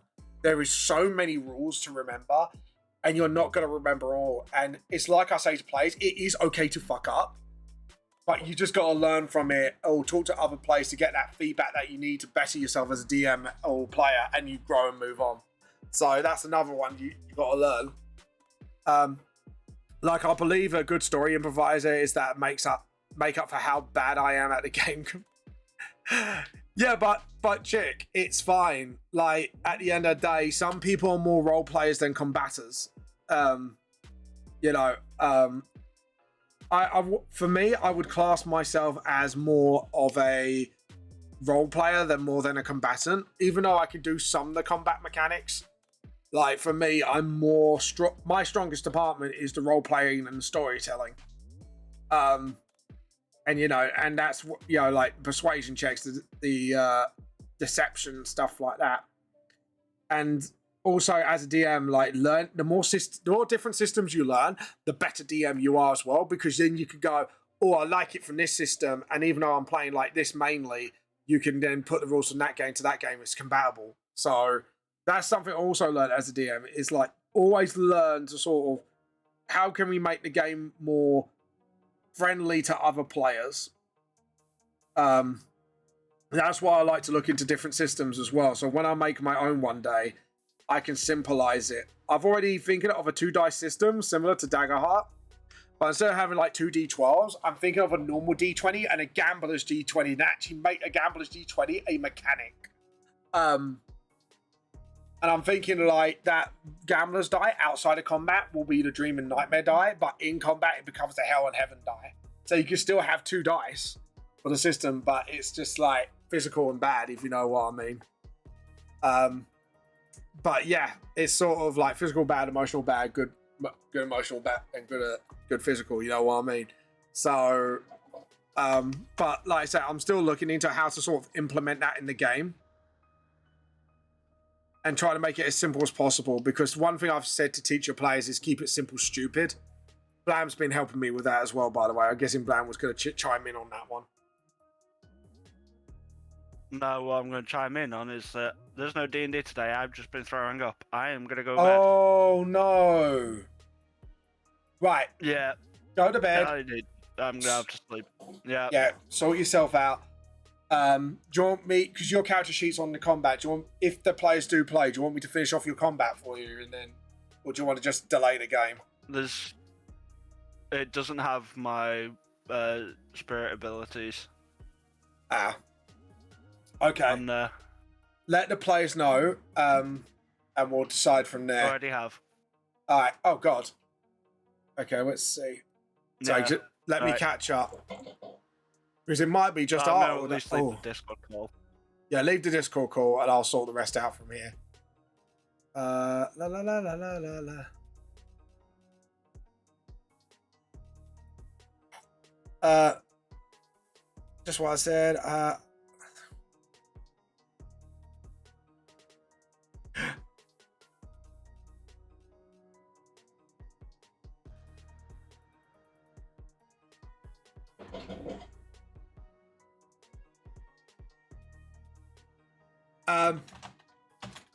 Yeah, all right, so they're chatting already. I was gonna say, just make once the guys make their decision, just let me know.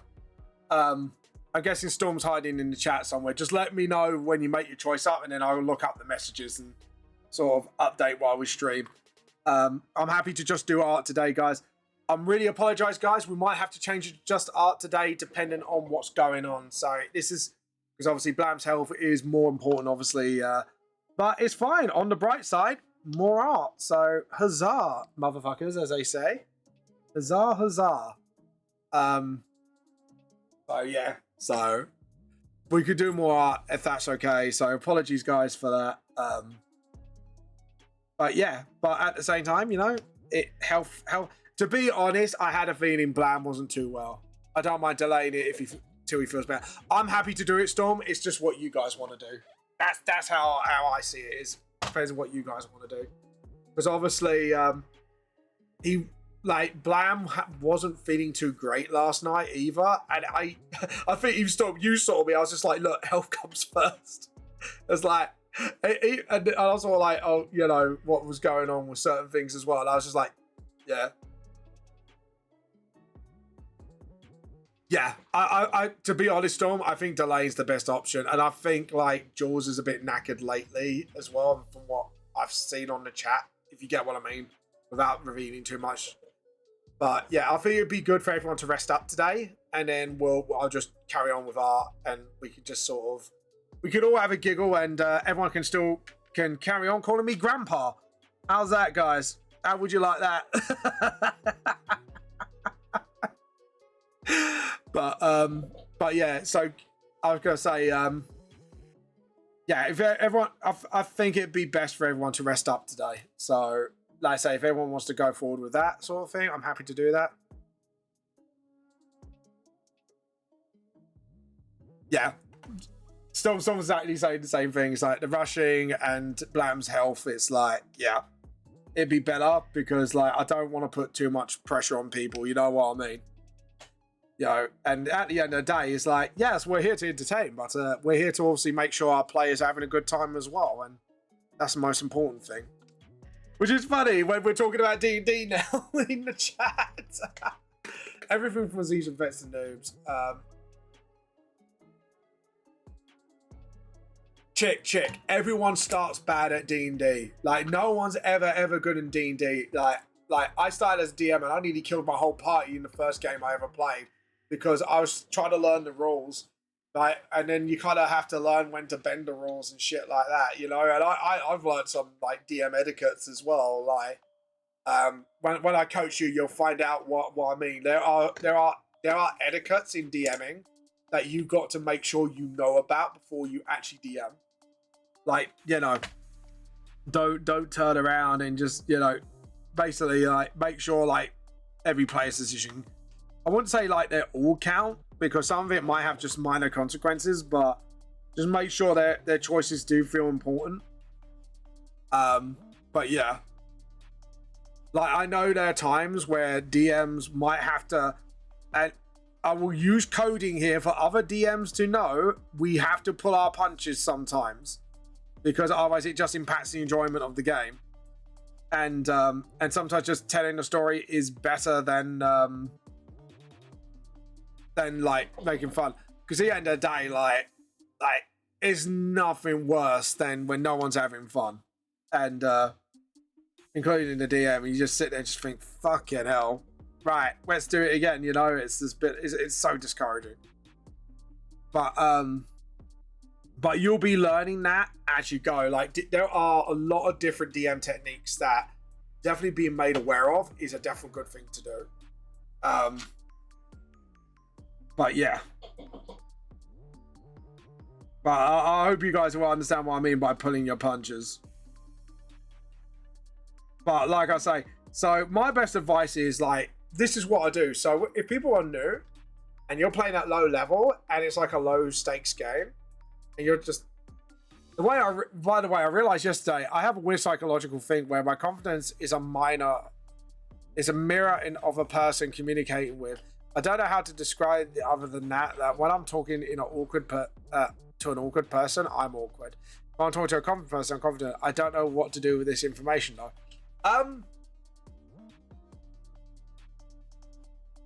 I would say, think of it like scripting things in your head. And then when you find yourself in an awkward conversation, find out what works and then be that one that takes the lead. That would be only if you're comfortable with it though. That's the only thing. Make sure you're comfortable as well. Because trust me, if you're trying to be confident and you're being awkward, it's not a good look. But yeah. But sometimes like just like, okay, for example, chick, like when you cracked a joke at your thing without doxing you, like you told me about, that's a good icebreaker. D&D is a system kind of again rigs against the DM. A lot of the mechanics don't have concrete explanations. I agree with that. But every time you have to make a call, you run the risk of being unfair to your players. But more to spend time with it, the better you get. Yeah, exactly. It comes down to practice. That's what I mean. And I think JP knows what I mean by pulling your punches. So if you're doing a long-term campaign, my advice is like, unless players do really stupid things and they really are asking for it, and that's the only time you get to not pull your punches completely at lower level. I say like level 1 to 5, you keep them back a little, but to be honest, with my cursed rolls, I don't have that problem. But that's when you start holding back your punches. I'd say then once you get up to 5 to 10, you could start like letting them take more risks. In a way, if you know what I mean, you let them take more risks. Unless they're veteran players and they want to be like, no, if you're going to kill my character, do it. Obviously, if they say that, then you go, yeah, I'll go all out. That's the only caveat to this. So 1 to 5, you like if you think they're going to get killed really easily, you pull your punches then. Once they hit like, I would say like 5 to 10, you kind of pull up the lever a bit. And then once you hit about, I would say about 10 to like between 10 to 15, like 11 to 15, you could go a little harder on them. And 15 plus, don't pull your punches. That's what I'm going to say. Not in a way of trying to kill them, but in combat, it's if they make a mistake and they don't sort of, you know what I mean, then you kind of go, okay, as a consequence of this, logically, the character, the NPC or monster would do this. Do you know what I mean? So that's the way I would play it. And I always warn my players, I go, once you hit that certain level, I will not be pulling my punches.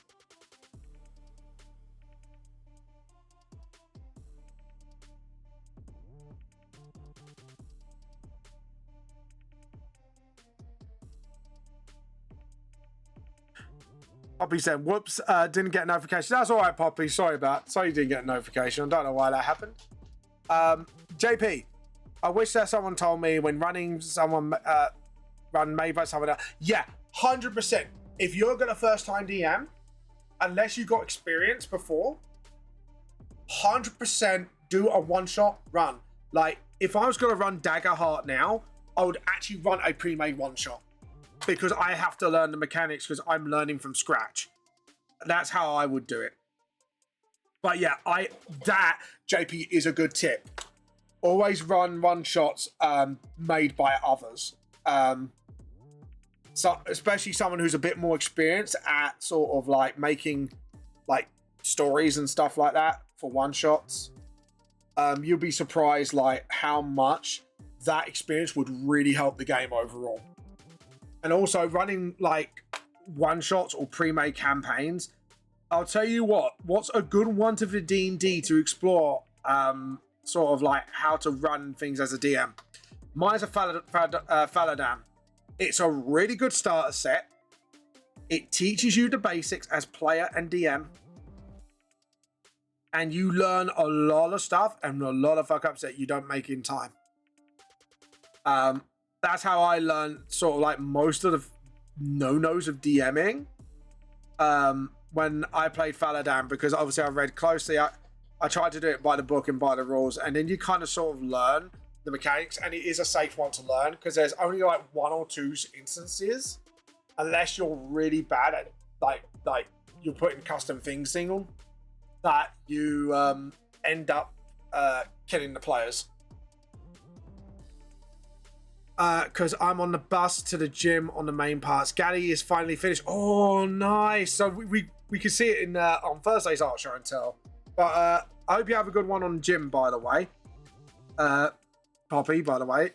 Get pumped, as we say. Get pumped. Anyways, but yeah. Actually, I need to... Let me have a quick look at what the Clovers are doing. Yeah. Okay, cool. I think we're in agreement. I think we're going to delay the game for next week. So, I am going to change my thing to just...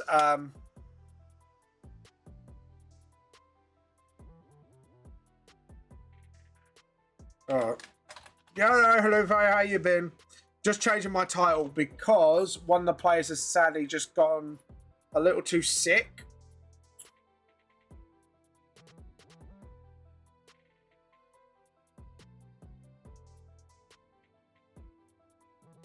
There we go. Apparently I got panels wrong. There we go. Awesome. Save all. Just check if it's saved on my Twitch. And sorry, I just saw the word as I'm sorting out my stuff. Right, so that means Leper says close that. COFEE.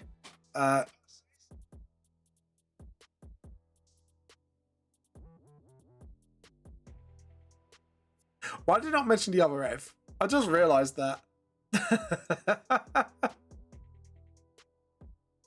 Give me a moment. Hold on.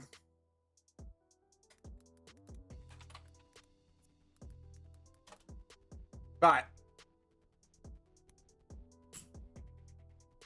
There we go. Right, so it is just manga panels today, guys. So it will be all art now because sadly one of our players got off last minute and work stuff's been interfering. So we are delaying the episode till next week. So do not worry. Sadly it is cancelled, but on the bright side, you might get a little bit more time. Oh, it is. I'm going to say 2:30 art show and tell. So you guys have now got an extra half an hour to post your works. So yeah, I'm going to take myself off the mic then, off here, because there is no clovers today. So let's have a look. Yes, a lot of us are eating well tonight. So for art, so which is really good today. See, we're eating well today. Why I said tonight? It's because I'm thinking Thursday stream. Damn, even Stephen Merchant sounded depressed saying that heresy. It's heresy, motherfucker. It is all heresy. But yeah. So we're going to cancel because they've just made a few points in the private chat for us, for our players. So but today we will do just art. So that's fine. That's fine. To be honest, it'd give me more of a chance anyways to get more Volume 1 revamp done, because I do need some more art for the post this week as well. So, or my art, I should say, just sort of like get out there and stuff like that. I am thinking of starting up, by the way, guys, on my social medias, is doing like fan art of the week. So if you guys do have like VTS fan art or 4-Leaf Clover fan art, I do want to kind of display it on my social medias and tag you guys on it. So if you do that, there is a chance that could happen now. Oh man, I must have missed a show. No, it's not on yet, JP. I'm delaying it because now we're not playing D&D. We're gonna play it. I'm gonna delay, give people a bit more time till 2:30. So if you guys need to finish up some artworks and put it on there, feel free to.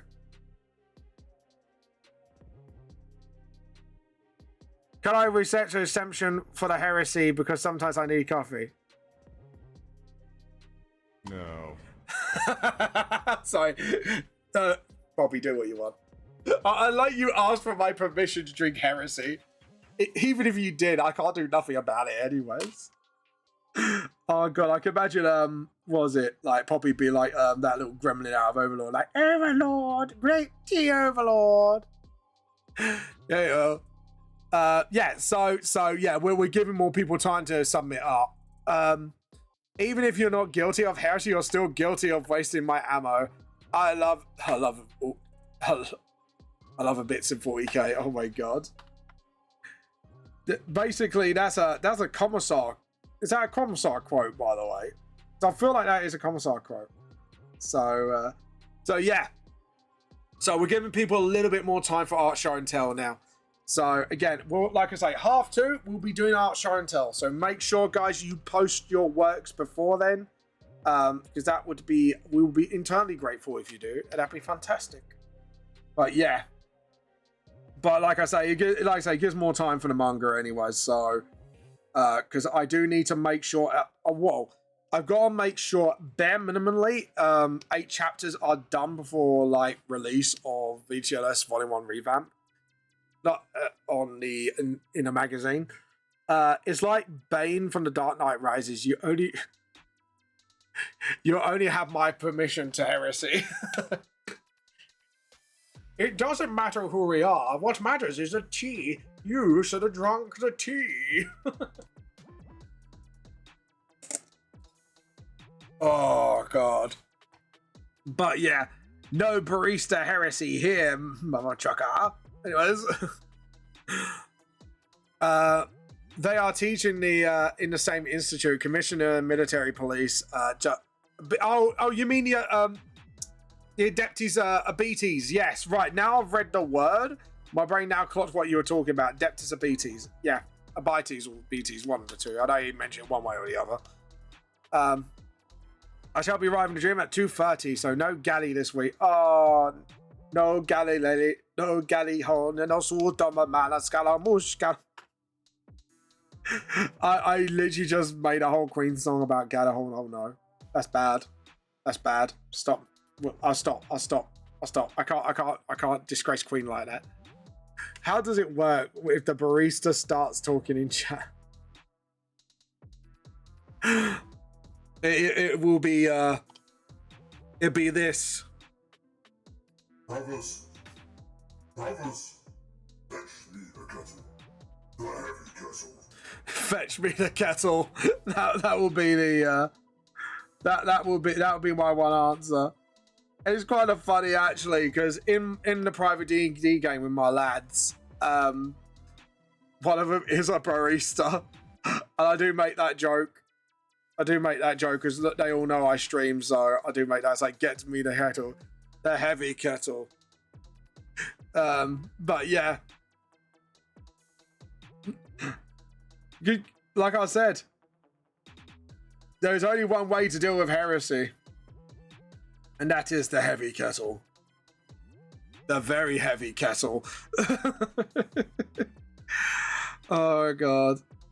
But yeah, really looking forward to some announcements, guys. I'm super excited. So, but yeah, there we go. And then just sort of boom.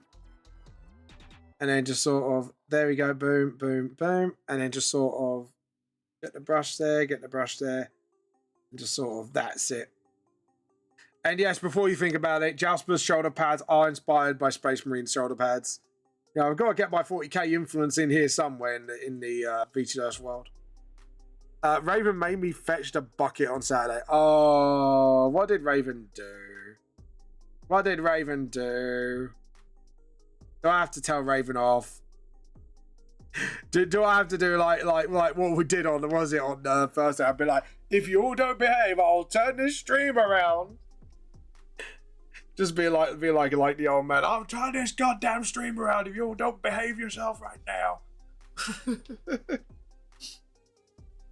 Sort of thing. But yeah. Well, what did Raven do?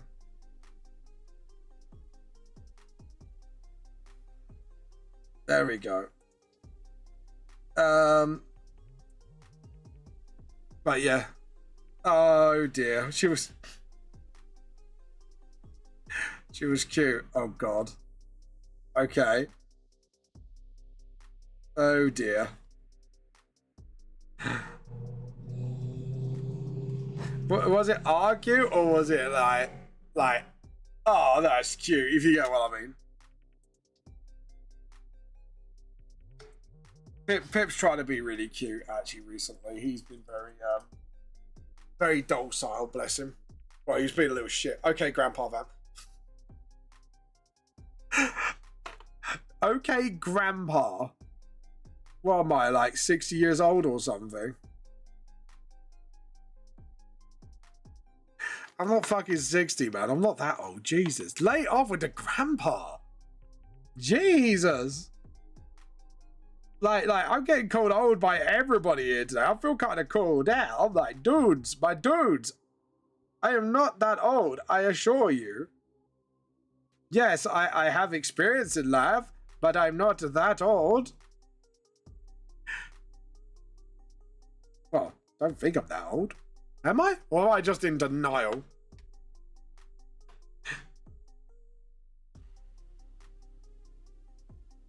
Is that what it is? Is it because I'm in? Is that because I'm in denial?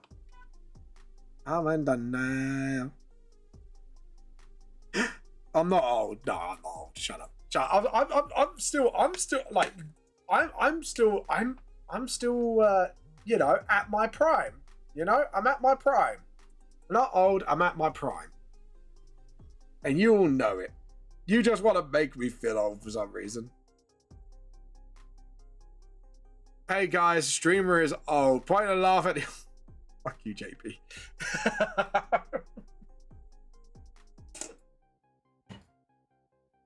JP. The JP dude says, "Hey guys, the streamer is old. Point and laugh at the old man." Fuck you all. Oh god. Halupe, Gremlin to the Custodes. We need a highly skilled space marine chapter specializing in a something a Xeno artifact. All right, operating Xeno artifacts. I know the right chapter for that. Blood Ravens, beams. Yeah, true. Like I said, I'm not old. I'm at my prime. Excuse me, JP. May I ask, how old are you? How old are you, may I ask? Because I've got a vague little feeling that you're kind of similar age to me. So, you know, if I'm old, what does that make you? I like I'm doing that just a little evil laugh, like, if I'm old, what the fuck does that make you? Yeah.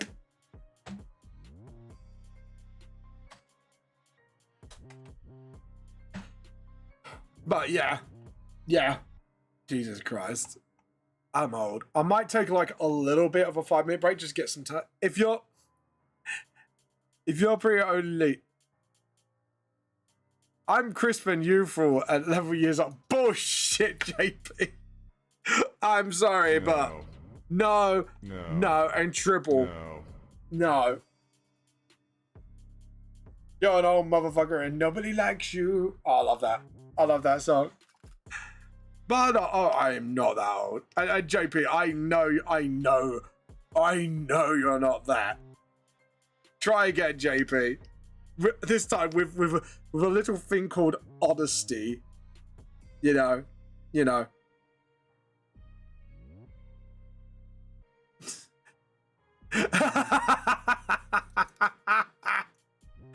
Lupe called you out. This is an 18+ stream. Get out. Because you don't remember how old I am doesn't make it my problem. I might not remember the exact age, but I know you're about my age group. So if I'm old, what does that make you, JP? Glaze.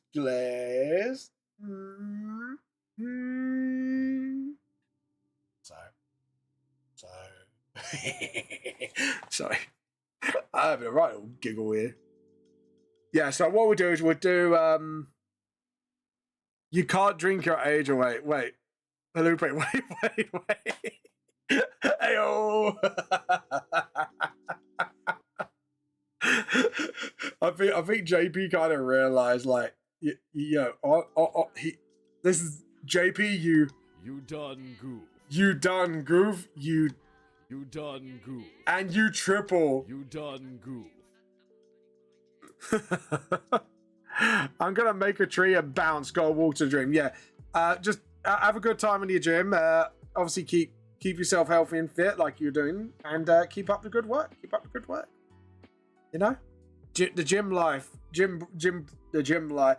I was gonna say gym bro life, but for you it'd be the. What would you say for ladies? You wouldn't say gym bro life. It'd be like would it be like the gym sister life? Like, what would you actually say for ladies? Like similar to gym bro life. We need to make a new term for it if there's none. Guys, we just realized that we need to make a new term. We need to. It is now our mission if you chose to accept. I wouldn't say chick. Nah, it does have that same ring. Like if you say like gym chick and gym bro, it's like I don't know. It's kind of like it does have that ring to it. It does have the ring to it, like a gym bro does. A gym sororitas. There we go. We'll hammer it up. A gym sororitas. There you go. There you go, Poppy. We found a new term. We found a new term. I hope you like it. That means you get to be a nun with gun on a treadmill. Oh god. I can imagine that. Like the biggest heresy to a gym sororitas is like someone like eating a McDonald's in the gym and they just pull out their bulger and go, this is fucking heresy. It just blows them the fuck out. Dude, we need an animatic of that as I explain this. Just like, just see like the gym sororitas in the majestic area of the gym. He sees a gym bro eating a Mackie D's after being on the treadmill. She pulls out the bolter and goes, I need a bolter for this heresy. That'd be fucking funny. Oh god. And what we can do, so you got like different names for sororitas. So the name for this one would be the buff. Hold on, so we got the Adeptus sororitas. So it'd be the buff, the Adeptus. So the buff Adeptus sororitas. Dude, we need to clip this and fucking we need someone to make an animatic of this. It'd just be too funny. It's too funny to pass the fuck up. Just like, instead of like praising the Emperor, they're just all like gym sisters, as like gym sororitas. You know what I mean? Just running in their fucking armor and treadmills. It'd be funny, but women are the reason why gyms are going. Wait, what?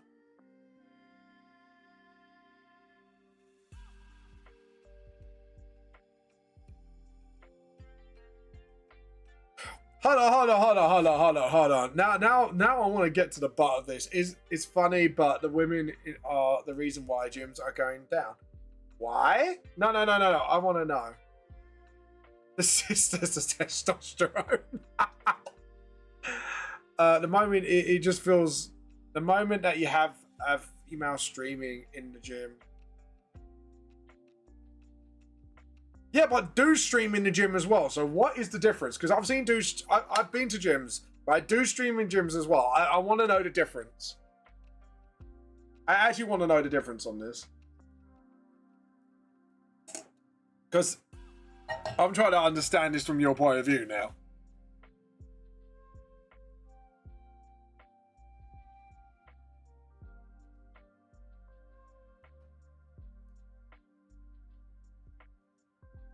Like, is it like a privacy concern? Because if it's that, because I've seen dudes do it too. I just stay the fuck away. Just like anyone streams, like I don't want my face in the stream. You know what I mean? But yeah, I'm just like, I don't go to gym myself anymore. Sadly, I need to be honest. I really should go to the gym again. Honestly, at some point, just to lose a little bit more weight. It would do me a world of good, I think. But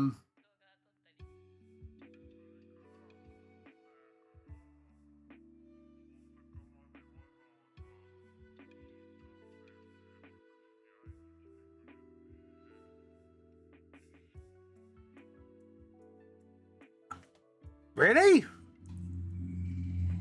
I don't know, because like personally for me, I really never had that issue. So yeah.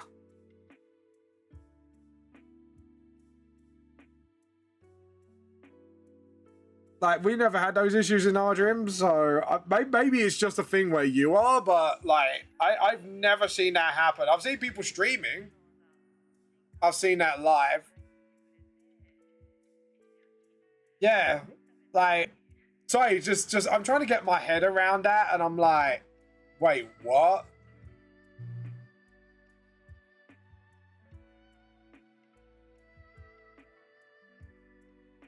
Like I said, I've seen people stream like gyms live, but not.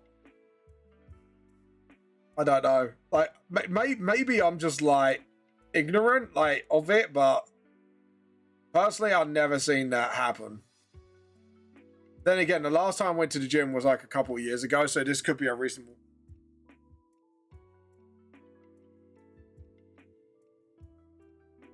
Right.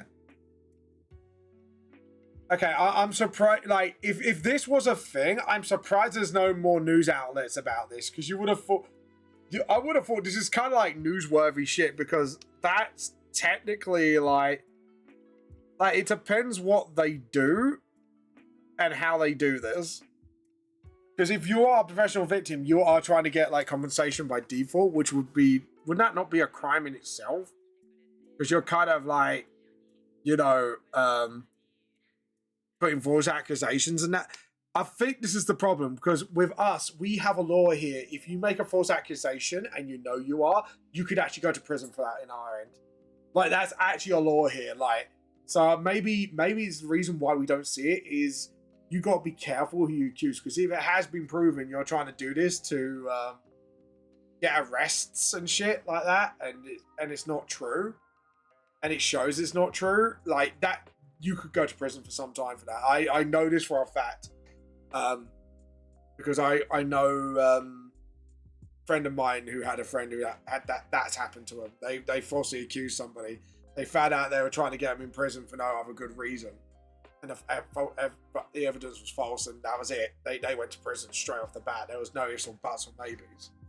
So for me, it would be very surprising if any of that happened here, personally. Plus, it's in a public place as well, where people could see it, and they can, like, let's put it like this. They could confirm if they were doing it or not.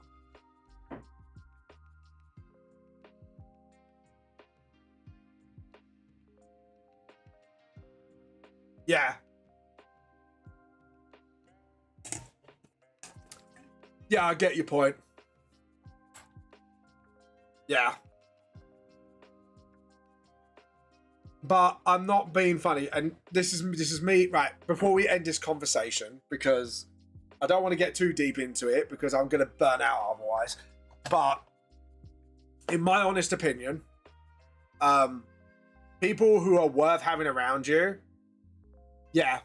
people worth having around you are people who know you well enough that, sorry, something's in my ear, apologies, something flew into my ear just now. But anyways, I was just saying, like, people are worth. Manga, me like one of your panels, matey bruv. How you been, mediocre? Yeah, as I was saying, I need to go in a minute. No, that's fair enough. But yeah, for me, it's like people worth having around you, know who you are, and know you won't do anything like that. And if people judge you just because of a Twitch thing or whatever, and you know they believe like the fake accusations, then they're no better than people who are starting dramas for no reason. You know what I mean? Well, that's just my opinion. And to be honest, like I used to be in social groups where they made drama for no reason, and it did my mental health in. So I basically just started hanging around with people who have my best interest at heart as a person. So at the end of the day, I think just my thoughts on that situation would be that. And at the end of the day, you don't need to be like a social, you know what I mean? Like, you don't need to be friends with everybody. And I had to learn, and to be honest, for me, I learned that lesson the hard way. Because I like to please people, and I paid the price for that, personally. Like, I was an idiot. I absolutely paid the price for that. So I just realised, like, some of the sound was a little weird. But yeah. But that's just my thoughts on the situation, really. I do agree with women being the reason gyms are going down, even if they are of that matter. Yeah, that's what I think that's what I was getting at with mediocre, because like even like me reading through this conversation, like I do not agree. Yeah, that's what I'm saying. You don't agree. Like I said, yes, I've seen people stream, but I've seen dudes stream as well. So privacy reasons, I just kind of like avoid that area for now and go to another bit of the gym. But like I said to mediocre, I think you heard what I just said earlier about if you make a false accusation against someone, you better goddamn make sure that is ice tight, because there are ways they find out you're lying. If you're on stream and it proves you're lying, that you could go to prison for it. Like in England, that is a very big no-no. You don't make lies up to get someone arrested. And there are big consequences here if you do that. So I think this is why we don't see it here, personally, because I know, Halupe, you're in another country, so I don't know what your laws are about, like, allegating some false crimes. But yeah. I think gyms are going downhill because, like, people are exercising outside more. I have noticed there's a lot more runners recently. And people are trying, and also money-wise, just gym memberships are expensive. So unless you get like a good cheap gym, personally for me, it's like, that's why I don't do gyms myself, because it's just cost. It costs. And like, I've already paid out for other costs in life. You know what I mean? So I don't know. I think for me, there's like different reasons, but yeah. Yeah, sorry, Mediocre. I thought you said you did not agree. I apologize. Like, I thought I read it right, so apologies for that.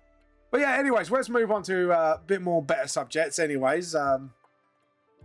But yeah. But like I say, it's you know, it's funny enough, actually. We were, me and a few friends were talking about stuff as well, actually. Not about the gym stuff, but we were talking about, like, there's not really much local activity anymore. Because obviously not money's going much into it, because obviously, I'm trying to look for ruler. Where's my ruler? Rulers, create, boom. But, yeah, as I was saying, like, there's a reason why, just give me a moment. We're going to do that. Awesome. But as I was saying, sorry, like, my brain's losing it where we are. So, my brain's lost it. I've lost where we were in the conversation. But yeah, like, I've said to people, like, if things go well for me, like, there's definitely, like, local projects I probably would do to kind of restore, like, the local gigging scene and stuff like that, because I do think it is such a shame where, like, you know, the gigging scene is practically dead. Like, I'm not sure if, like, any of you guys agree, like, I haven't been to a good local gig in ages, and for you to go to a gig, you have to go away up to London and see the bigger bands, or you have to pay, like, exorbitant prices just to see a local band. And, yeah, there'll be things I'll be doing, like I say, just to sort of, yeah, get it all back up again, because it is a shame.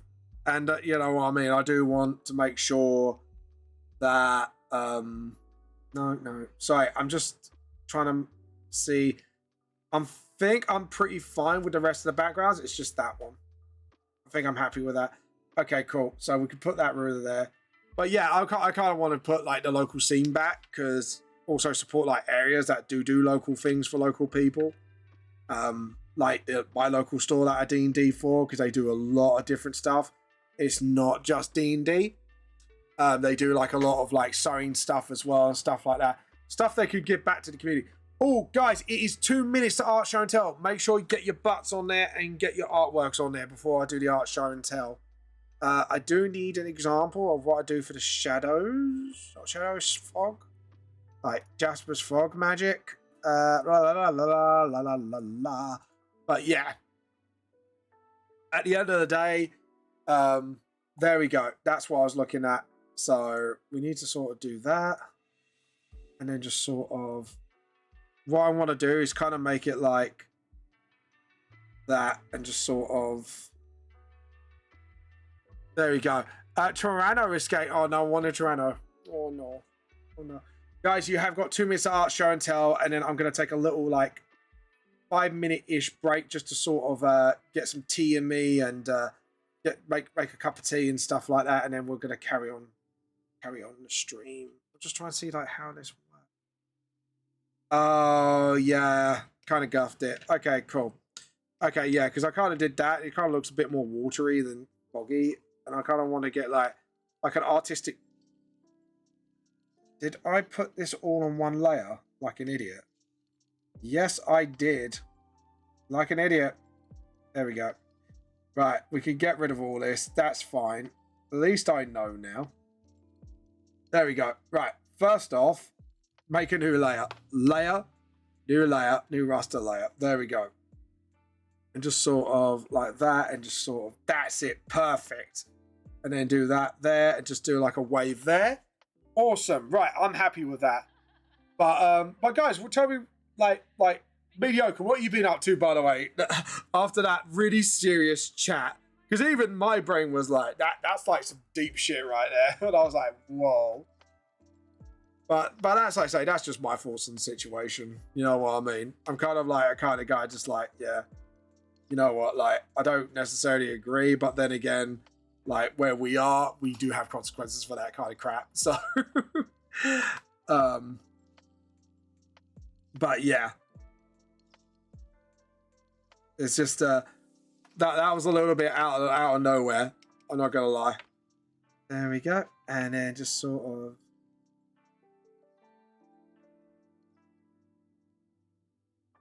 But there we go. Right, so now we've got this like foggy path. That's what I wanted to do, sort of like get that vibe going.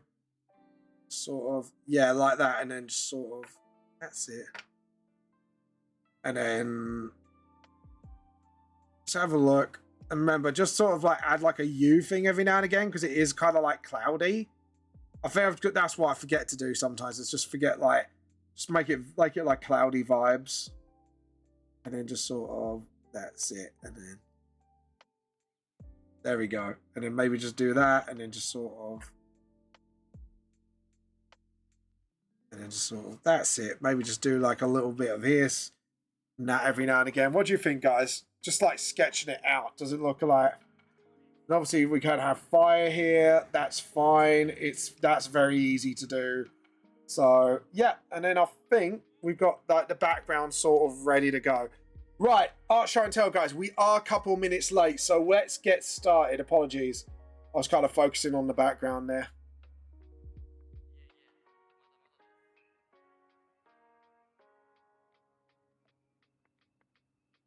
Right, here we go. Right, so let's scroll back a little bit and go through a little bit of last time. So I think we got down to... Oh, so we got a heresy here from Moshishi and some lovely artwork. And some lovely artwork from Sunbeam Stone there.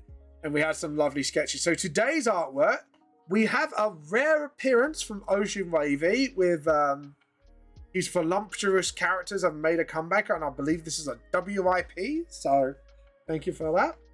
And we got this lovely little animation here from JP, so we're just gonna sort of play it. I think I'm buffering a little bit, isn't it? Has it got sound? No sound, so we could just sort of close it. Joe, the walk reminds me of, have you seen the animated music video on YouTube? It must have been the wind, the shadows here. That's what I'm thinking of. Like the walk, like let's play again. The walk kind of reminds me of that. It's pretty cool. I kind of like the walk because it reminds me of that music video, and I just want to put that song in the background. I think that would be a very, very funny little walk, and I love it. I can't wait to see this in full. This is so... It looks so good. I kind of like it. It is so simple, but yet so funny. Yeah, the Skyrim Guard thing. Yeah, there's like a cover of it. And someone turned it into a whole song. It was really good. I can't remember what the YouTuber name is, but it's fun. We got another lovely piece of original character art by Sunbeam Stone. Go check him out on Blue Sky, by the way. His link is there. We got some doodles from Krem. This is really nice. The face proportions are getting a lot better, Krem. And I'm guessing this is a Genshin Impact fan character because of the grass crests here. This looks really well done. Well done, Krem. Chick. So we're going to check out Chick's castle. So we're going to let this buffer a little bit. Oh, wow. I love the bridge. Do we get a side view of the bridge, Chick? Oh shit, he's done a whole village. Oh. Okay. I'm guessing this is on VR because the way everything's stretching. The stretching is really fucking with my brain, I'm not gonna lie. Oh, and this is the castle itself. Oh, I would have liked to see the side of the bridge just to see how it looks. Like, Chick, this is a really amazing that you made this. Also, Chick has got his own YouTube channel, so feel free to follow that, by the way, guys, and all that fun stuff. So it's all here on the post your art here, because obviously we set like Minecraft builds as well, since you guys have built it. Right, guys, I'm gonna say not VR, it's just cinematic view I can send. Oh, that's sweet. I'm gonna take a 5 to 10 minute break to see how I feel. So we'll just so I can get some tea, freshen up my voice a little. Oh, not YouTube. Where is it on? Oh, sorry, Metal TV Games Minecraft clips. Sorry, my bad. I've just looked it back up. But Twitch. Yeah, follow Chick on Twitch, by the way, guys. Thank you very much. I am actually going to do a shout out then, just so you guys get to follow Chick. But it's a very, very well done thing. Oh, where's my shout out button? I'm gonna have to do this. CR. And I think we've got to do underscore. Oh no, it's gonna do. I think the button's been a little bit slow today. I think it's because I haven't pushed it in some time, so it gets a little funny with me. There we go. Right, please check him out, guys, and we will be back in about 5 to 10 minutes. Feel free to obviously check out Chick at the meantime. Very, very lovely person, and I'm sure very lovely streamer as well. And we'll see you in a few minutes' time.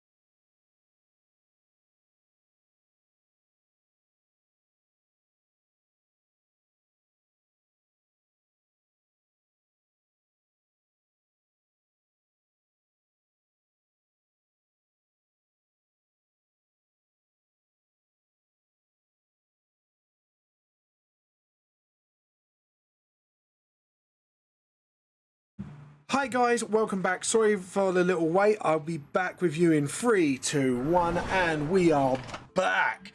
Anyways, guys, like I say, sorry for the little delay. Just wanted to get some tea just to sort of refresh a little bit before we go forward. So right, what we're gonna do is we're gonna do a new raster layer this time because this is all just effects this time. So yeah. Zava, what's up, bruvy mate? Yeah, not too bad, not too bad. Just grabbing a tea. Also, I have some tea good. What type of tea? Mediocre. If you don't mind me asking, don't worry, I won't be judging you because I do like all sorts of tea myself. Impidimp. I love that word. Impidimp. It's such a good word to kind of roll off the tongue, isn't it? The impidimp. So we do that, just obviously do that, and then pick that up, and then just go there. But yeah, so what kind of tea do you have? If you don't mind me asking. Sencha tea with a splash of milk. Oh, okay, I haven't tried that one before. I might have to give that one a go. So when someone says a new type of tea, I'm a bit like, ooh, something new for me to try. Oh, by the way, I'm in for a treat tonight for dinner, Mediocre. Mrs. Vamp is making homemade chips tonight. Not oven baked, homemade. So I'm in for a little treaty poos tonight by the looks of it. So yeah, I'm looking forward to that. I ain't gonna lie, not gonna lie. You can judge me all you want. I'm very secure in my beverages. That's fair enough. Ruby boat. Oh, so there's two things I've got to try now. So thank you, Mediocre, for adding those drinks to my list of tea beverages of to try. I love that for you. You get them homemade. Yeah. Get them homemade chips. Hell yeah, mate. Hell yeah. Mediocre. I'm gonna like, ooh yeah, eat them. Ooh yeah. Yesterday we ate some Indian as well at my father-in-law's with me and Mrs. Vamp. So yeah, she made some lemon cake as well today, which has been really lovely. I had some of that today, so that's quite nice. Do like a bit of good old lemon cake. You know what I mean? But yeah, my wife is a very excellent cook and baker, and I do love anything she makes homemade. I tell you what though, tell Mrs. Vamp big platonic hi from me. I will do. I think she's got her earphones on at the moment, so I don't know if she can hear me or. So I will give you your regards once she pulls the earphones out of her ears. Just so she doesn't hear me, because obviously guess I'm a little loud or whatever, so which is fair enough. Absolute fair game. But yeah, bless her heart. So but yeah, I'll let her know. Do not worry, I will let her know. Yeah, she's busy at the moment, so I'll make sure she gets your hello. But yeah. But yeah, at the moment she's actually, like I say, she's a really good cook. I shan't worry. That's fair enough. So yeah, she's like saying she cooks I know people will go, well, it's a simple thing, but she does it really nice. She does a nice like pasta with white sauce. Like if I'm not like very rarely like I'm very like. One of the things I would eat around meat is like pasta and white sauce, because she makes really nice, and it's really like nice and creamy, if you know what I mean. I'm drooling just thinking about it actually. But yeah, when she's in the mood to do it, oh my god, she does a mean white sauce.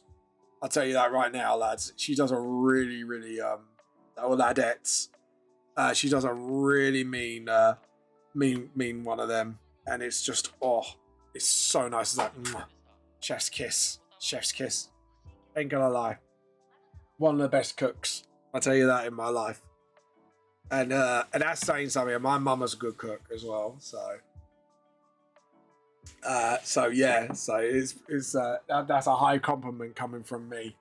So I'll tell you what, last Christmas she did some really mean like homemade roasties as well. And she makes them like crispy on the outside, soft on the inside sort of roasties as well.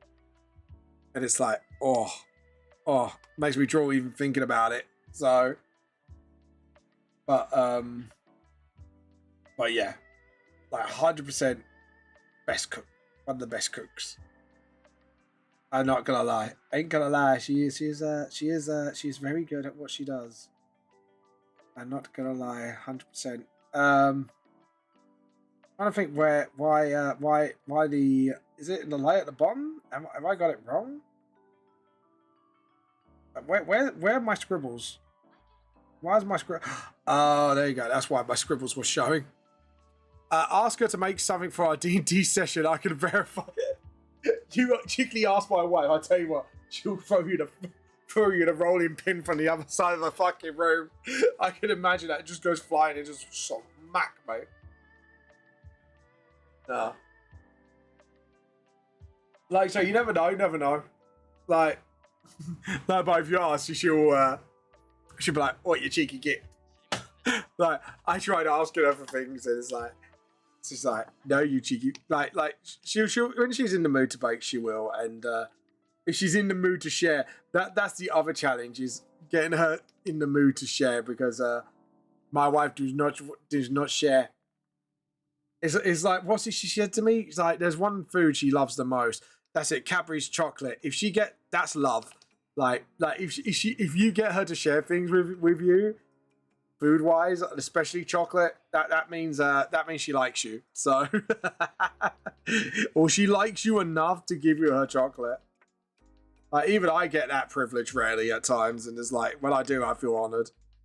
So I know she doesn't share. Let's put it like that. She does not like the share that or the word. She goes, sharing? What's that? That's literally her thing. She goes, sharing? What is this word? I don't understand it, which is quite funny. So, but there we go. So we've got the fog effect going on. Yeah, that looks foggy. Yeah, that looks a lot better. And then what I can do is do light up there, and then maybe sort of like darken the area with a spray brush a little. Which I might do right now, and just sort of like lower the opacity. Just sort of gently, that's it. Just do that. Just do that. There we go. But yeah, she's like one of them. She doesn't like to share food. But I'll tell you what, chick, she's made a mean lemon cake recently. Yeah, like I say, but yeah, if you could get her to share that, that's like, oh my god, it's a Christmas miracle sort of thing. So, but if she heard me say that, she'll probably kill me just for saying that alone. No, I'm joking. But no, she is an absolute good cook, though. Like, I'm not gonna lie. Like, she's one of the best cooks, and like I say, that's a high compliment coming from me. And my mum was a very good cook. She's like one of the best people at what she does. Additive glow, I'm gonna do, and just sort of edge it out a little bit like that. I don't want to do soft light. Maybe like a soft light. What do you think, guys? Like, just softly do that. And then just sort of, I think, yeah, do that and then follow it up with a hard light. And then just do that and then just sort of, yeah. What do you think, guys? Like that. And then just sort of give it a little bit of detail here and there as well. And then maybe you get a... Did everyone hear that beep, or was that just me? I heard a beep, and my head just immediately just like swung around. Like, what the fuck was that noise? I've been stalked. No, joking. So layer. I think layer, raster layer. Yeah, new raster layer. I think with this time we'll go hard light, and then kind of lower the opacity of that. And then just get the spray can again and just maybe just sort of That's it. And then maybe like that and just sort of smaller. But yeah, I'll tell you what. Yeah, but like my wife is a mean baker though. I ain't gonna lie. I ain't gonna tease. I know I'm teasing you boys and girls, but she does make a mean meal. I ain't gonna lie. But yeah, there we go. Just sort of, and then slowly just sort of go against the edge of this, like so. Just to sort of give it that sort of, that's it. What do you think of that, guys? Like that? And just sort of, maybe just lower it a little bit, just sort of for the sake of it, and just sort of, and just sort of, yeah, sort of like lighten it up a bit, darken it in certain areas. Pip's trying to look at the washing machine. I just looked at him and went, no. And he just ran off as he got spooked. But yeah, select, deselect. I think I'm kind of happy with that. I kind of don't like how this is all layered up a little bit. So what I might do is just sort of just, you know, oh, what have I done here? Sort of, yeah, just sort of maybe just do that a little bit. Just sort of tone it down a little bit. Just use the rubber to sort of, yeah, just sort of put it in line a little bit. Just get a little bit more clean up on it. Like, yeah, I can see like how it looks a bit. So I'll probably do that. Get the spray can again and just try again with the bigger one. Just sort of get the vibe going at least. Yeah, I think that looks a lot better. I think doing it with a small, when I was doing it at the bottom, kind of just broke the immersion a little bit.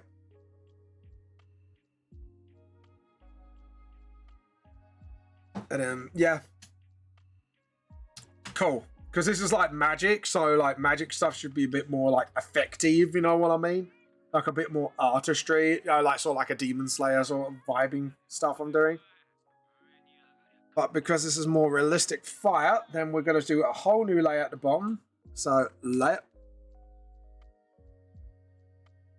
Someone weren't happy. Oh, of course, it's 3 o'clock. I just realised the school students. I might shut the window in a minute because I just heard that. And I was like, I looked back. I was like, what the fuck? Noisy little beggars. I was like, what the hell? But yeah. I was like, what the fuck? Yeah, I'm going to close the window. Just give me 2 seconds. I probably will do that right now because I'm hearing shit. So, put your head out, please.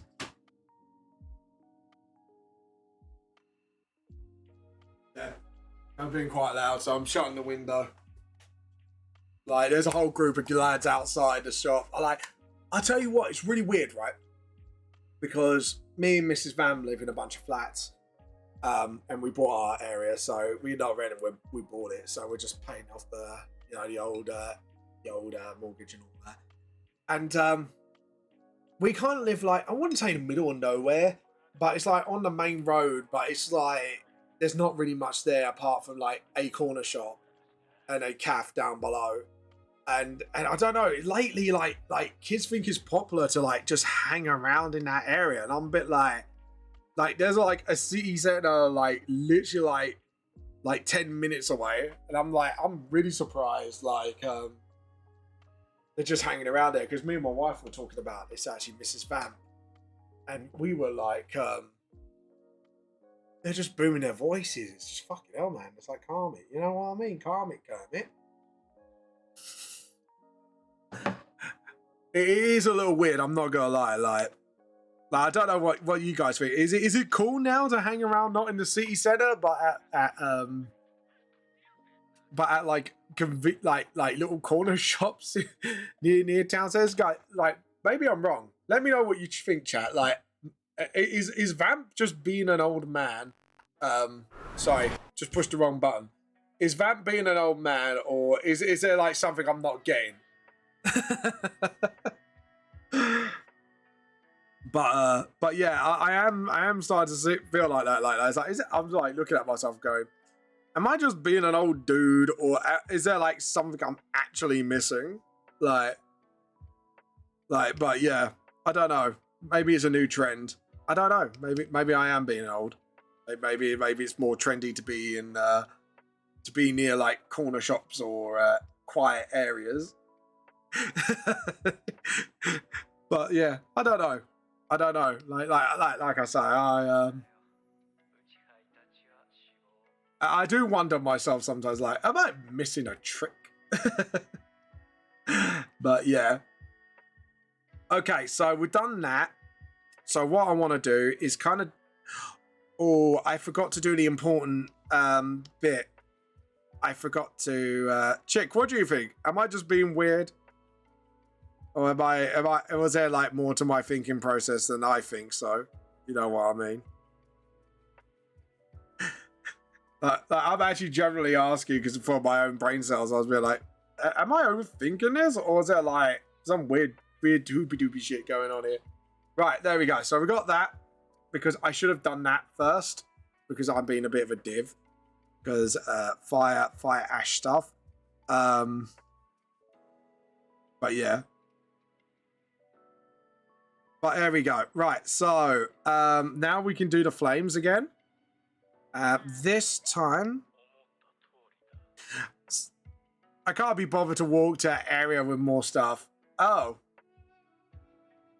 True, I guess that's true, but like still, like, how can I say this? Like, this is the odd part, it's at night as well at 7 o'clock, and it's like, they just hang around there on purpose now, and it's like, it is teenagers, obviously, you know what I'm hinting at. But I just don't know. I just think, am I actually missing a trick here, or is it like, because the corner shop is nothing special. Like, it's not like you can't get stuff there that you can get anywhere else.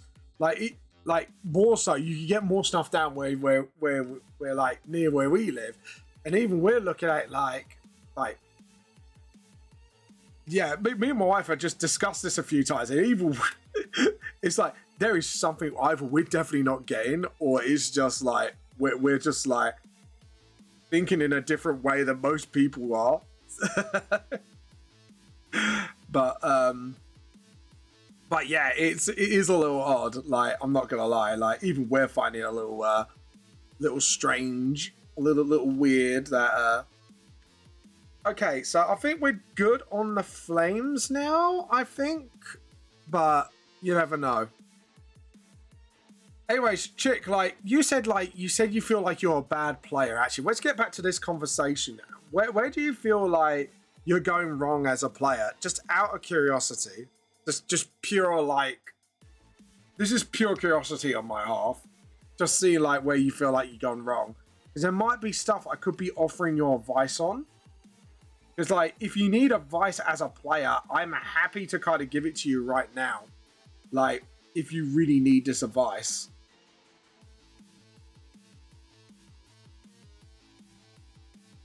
And then, sort of, like, I was just wondering where you felt like you were going wrong. And I thought, well, because I remember you said something like that earlier on stream. And I'm a bit like, oh, okay. Like, tell me where you feel like you're going wrong, and I can kind of tell you, like, oh no, it's in your head, or I go, well, yeah, just need to touch up that if you really, really want to improve as a role player.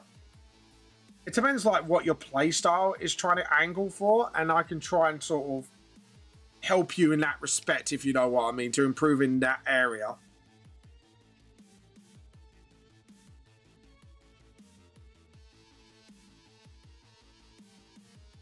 Because if I could help you in those areas, I could give you tools that could really help you out to sort of understand the game better. If it's mechanics, I can tell you.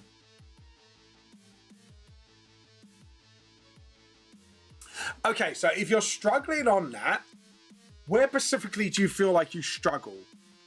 Like, is it the combat element? Because the role play, I think you're pretty okay on. And you do kind of try and look up spells that could help in social situations. So I feel like in that respect, you're doing fine. If it's combat, I can really walk you through, like, couple of bits quickly just to sort of get you started.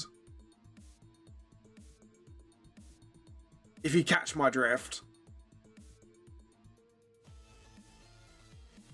Okay, so here's a few things to help you. Number one, if you're choosing like spellcaster classes, there are deck of cards out there that has the spells on them and what level they are to help you like with the spells, because the problem is with rules and that you do need to sort of like, hey Mugbear, how you been doing? You can get decks of cards for abilities and that, so you always have the player's handbook on you. Player's handbook is your best friend as a player, and a notebook. That would be a good thing. Write down the spells and pages they are, or abilities, so then you can always refer to that ability when you need to, because you can't remember everything. So that is always a good way. You're not going to remember it all. Trust me on that one. Like, it's taken me ages to remember as much as I have as a DM. So again, just don't feel too embarrassed about that. That's fair enough. That's like, yeah, but I can understand why you get overwhelmed, honestly, on that front. So don't worry about that. You can invest in like little like prompt cards and that for combat. So in combat, there's 3 major resources that you need to remember. You have your action, which is all your normal attacks, your bonus action for any bonus action spells or abilities, and your reaction, that any abilities that you can activate in between like turns.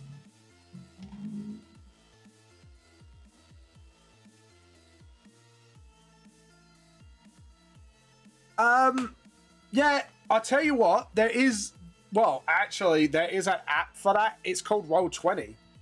And you can make like maps and campaigns on it, but also you can make character sheets on it. And as long as you buy like the very essential basics, like the 2014 Player's Handbook on there, chick,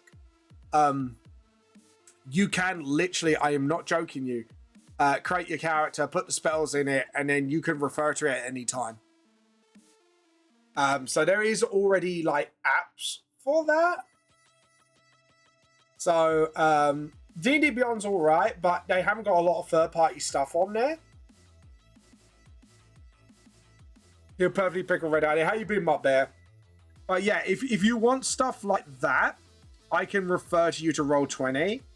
As long as you're willing to purchase like the packs and that, because then when you DM online with your friends, you can then refer to that at any time. And that will help you on your DM journey. What I say is get your hands, because you could probably get most of it secondhand right now.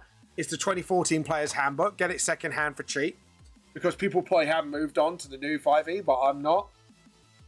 And then just sort of read through the basic rules. But remember, wording in the ability is important. So don't just pick a spell just because it sounds cool. Read into the mechanics of the spell. And then you kind of, I'm good at doing it alone. I might have an appointment with my neurodiverse coach today, but my phone charger has perished and I am one saving it till tomorrow. So it's most likely I'm going to have to reschedule. Oh no. Yeah, read it through. So get the basic mechanics nailed. Your action, bonus action, and action, and movement speed. So, 4 important things to remember, because I always forget this one. Movement speed is the important one. So basic actions is like attacking, anything involved in action. Just read the rules, because a lot of stuff will require an action to do. There are some spells and abilities that require a bonus action, but you have to go class specific on that one. Reaction, if an enemy moves away from you, any class can do this, is you can have a reactionary attack, but you only get like 1 reaction per battle round. So always remember that. Yeah. Because then the more of an understanding that you have, the more you can then sort of come up with complex maneuvers and like strategies to help you sort of not get you the upper hand in battle, but to be an effective role player in battle as well as out of battle. Because I agree, you do shine out of combat. Like, your role playing is really good. And I think your understanding of the mechanics out of the combat is really good. But if you do want to work on your combat, that is a good way of doing it. I'm happy to walk you through like a little bit more of that. But I have to get like roll 20 up for that. So I'm willing to sort of help you on that front.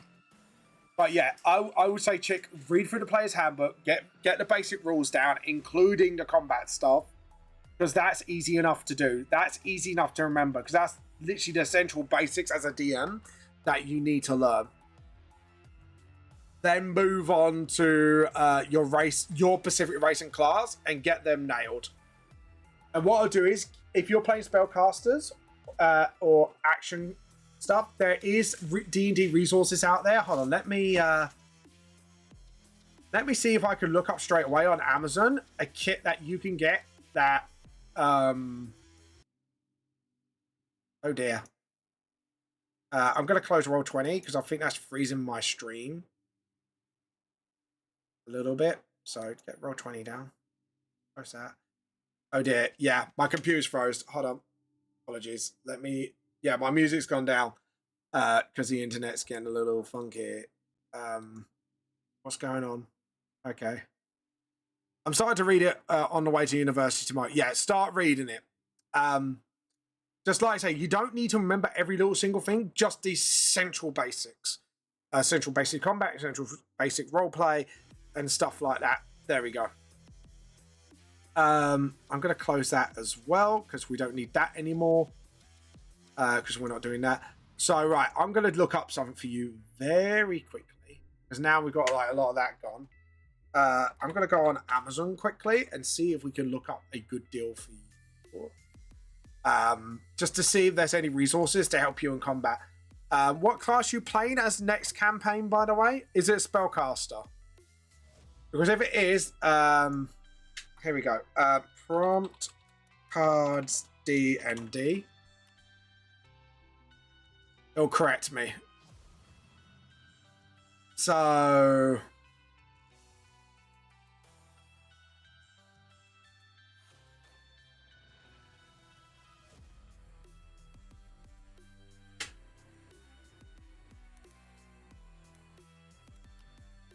there we go.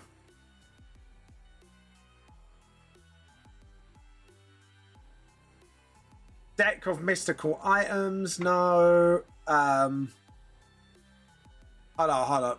Maybe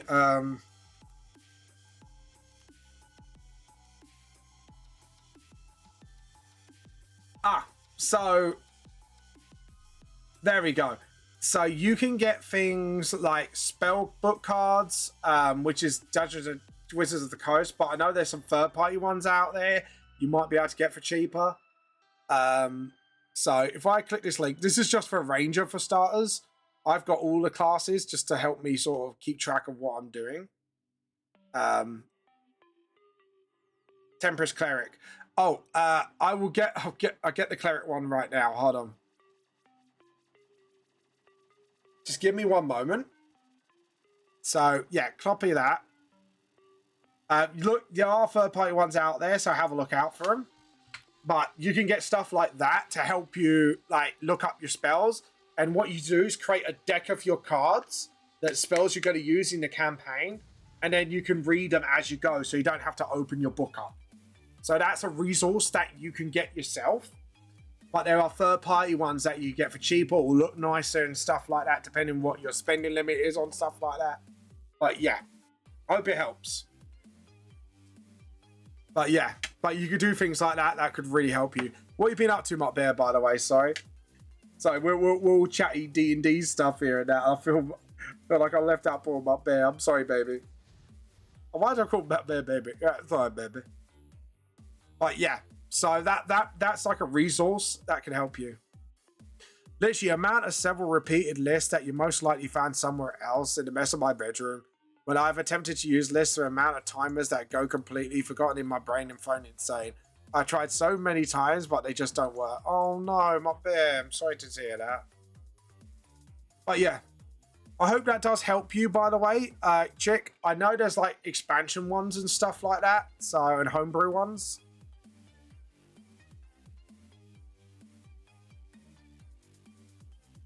Yeah, look, do some research, but this is like the basic one I can find for you. But yeah, if you can find like card prompt reminders for your feats and that, because then you can look through your cards instead of the book, and that would help you out, I think, a lot better and keep you in track. But yeah, I hope bare minimally this will help you, Chick. Right, there we go. Right, so we have done, this page is now done. So select, deselect. So file, save as. Yeah, so for context, Vamp, coach is our first advice for me was a list of timers, but I keep my expectations low. It happens, what bear. Like I say, the more understand you have yourself, at least it will help you a tinsy bit on that front. But yeah, like again, like I said, my bear, like even if you're struggling with something and you want to vent about what you're struggling with, like the Neurospicy chat is there to help everybody. Like I said to Chick privately one time, like I said that is there to help everybody, to discuss things, to get things off their chest as a neurodiverse person, stuff like that. And to get information from other people. I think maybe starting at a lower level, having less to stay on top of, will help me to adjust. Yeah, it will be good for you, Chick, because you came in late into the campaign as well, so you kind of got thrown in the deep end. So that's fine, and that, I think, yeah, leveling up from there will do. But Chick, like I say, if you get resources like that and get just start getting ready. And like treat yourself to things like that. Spell slot counters as well that I have. I got one of my own, so when I make a character, I can just put some D6s of how many slots I've got left and stuff like that. That could help. So yeah, a lot of things can help. So yeah, like I say, I hope all these tips at least will help you. Right, I'm gonna move that watermark for this video. I'm gonna move it to about here. Okay, and then just okay, and then I'm going to save it as 152. So this will be easy there for TikTok. I think maybe, yeah, but like I say, like just remember there is resources out there to help you keep track. Like, and you can get some of them. It can be cheap as chips. Like I say, my spell tracker I think was like £3 to £5. It wasn't that expensive. So you got that, and there's a lot of stuff on Amazon. You get dice towers, whatever. Like dice towers don't help, but they're pretty fun and cool. Things, just stupid little things, dice trays to store your dice. You know, like little stupid things you don't think you need. But one thing I would recommend, notebook. One thing I recommend is maybe like prompt cards for you to keep you on top of your feats and stuff, and get used to knowing what you need to do. And low-key, Chick, you were brave for starting out with one of the more complex classes, which was the wizard. Like, it's okay for, like, when you start at the beginning, but wizards are, like, there's some advanced play stuff in it. Bards are really, they're an advanced class as well, which is quite fun. I'll tell you what, like, a lot of new players do not get that brave for the first time. They'll look at that class and go, oh, shit. But you done well, like, just not to get even put off by that. Window. Sub view I want. Okay, now we got that, and we do need to open a new page. So we've already gone past the Jess one. It's one of my favorite pages. Okay, I'm happy I got this. But first off, you are gonna watch me do some panel making live. Yeah, I've just been picking the classes that really are difficult and I was never told. That is fine, man. It's fine. Do not worry. Like, like at the end of the day, like some people learn better when they get like difficult classes because then they can get the meat of the mechanics quicker. So it's not even a knock on your half. I actually like, mate, I'm like, you know what?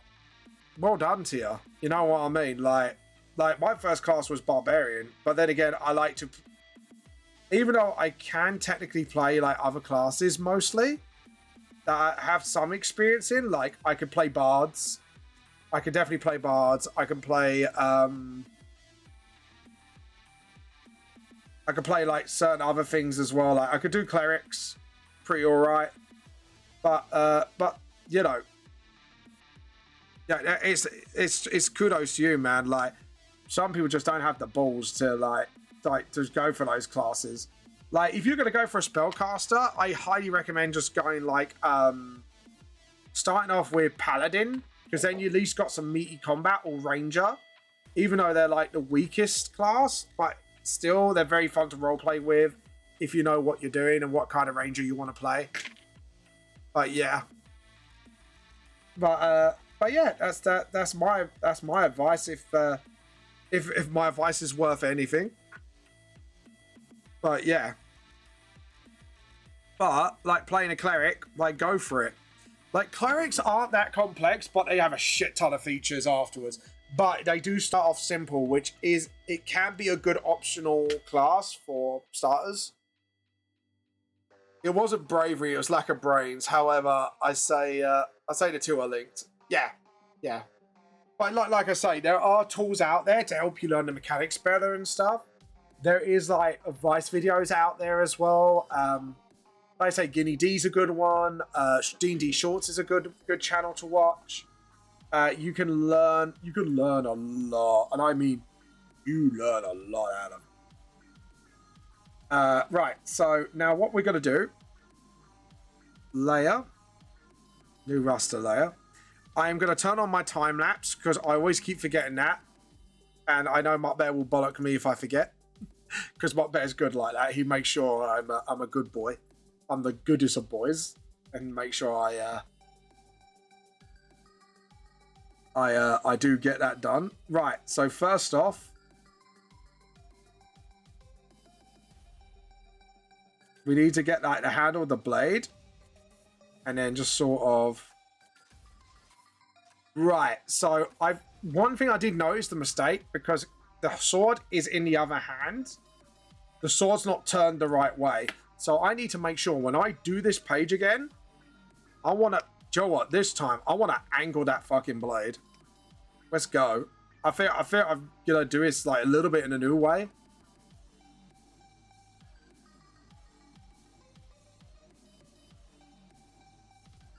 Why I adjusted well in roleplay. Yeah. So like I say, Guinea D, D&D Shorts is another really good resource to get help from, because he's very good and he kind of gives a lot of good tips for like DMs, new DMs and old DMs alike. So like again, like I mentioned, dealing with toxic players earlier, and like me obviously telling that story, and that did happen in the store. But yeah, so things like that obviously would help with things like that. So yeah, just I do generally like to, like, you know, this is why I say do not just take my advice and word for it, because there are other better DMs out there, way better than me. I do my best, but there are way better DMs out there. Way better. I know you might go, oh, being modest. It's like, no, I'm generally being honest with you. Like, there are generally better ones out there. Right, again, we're going to do some foreshortening. Oh, this might work out nicely. I might have to bring back the blade a little bit. So what I'm going to do is make that absolutely darker. I think I got a vibe. Yeah, Guinea D's really good. Like, Guinea's D's are a really good D&D YouTuber. I do feel like Guinea D's really good. In a way of she gives you tips how to be a really good role player, and she does give really good examples of good role play. But it's if it's meat and mechanics, D&D shorts, 100%, 100%. Like he's like the guy to go to if you want like really good mechanical advice, but at the same time like know the pitfalls of a player and what you have to keep an eye out for. There we go. Just sort of. Sorry, just give me a moment just to sort of, because I need to sort of sort out this at the moment, because I just realized like I'm trying to sort like foreshorten it here, but the foreshorten might look a bit awkward. So there we go.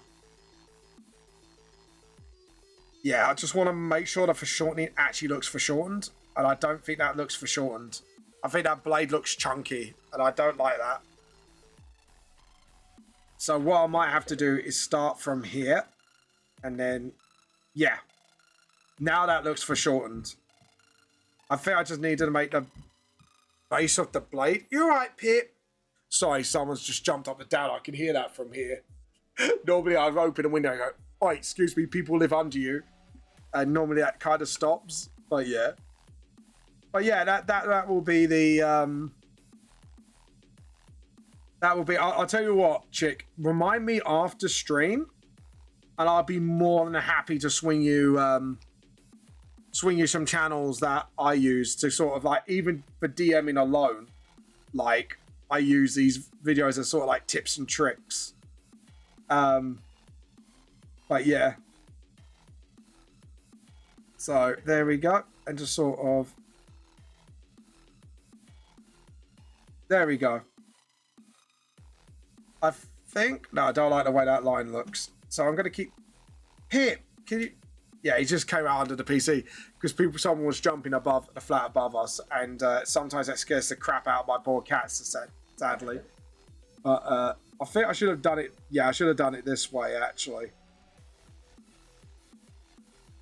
Thank you for the... Well, as long as it helps, that's the thing.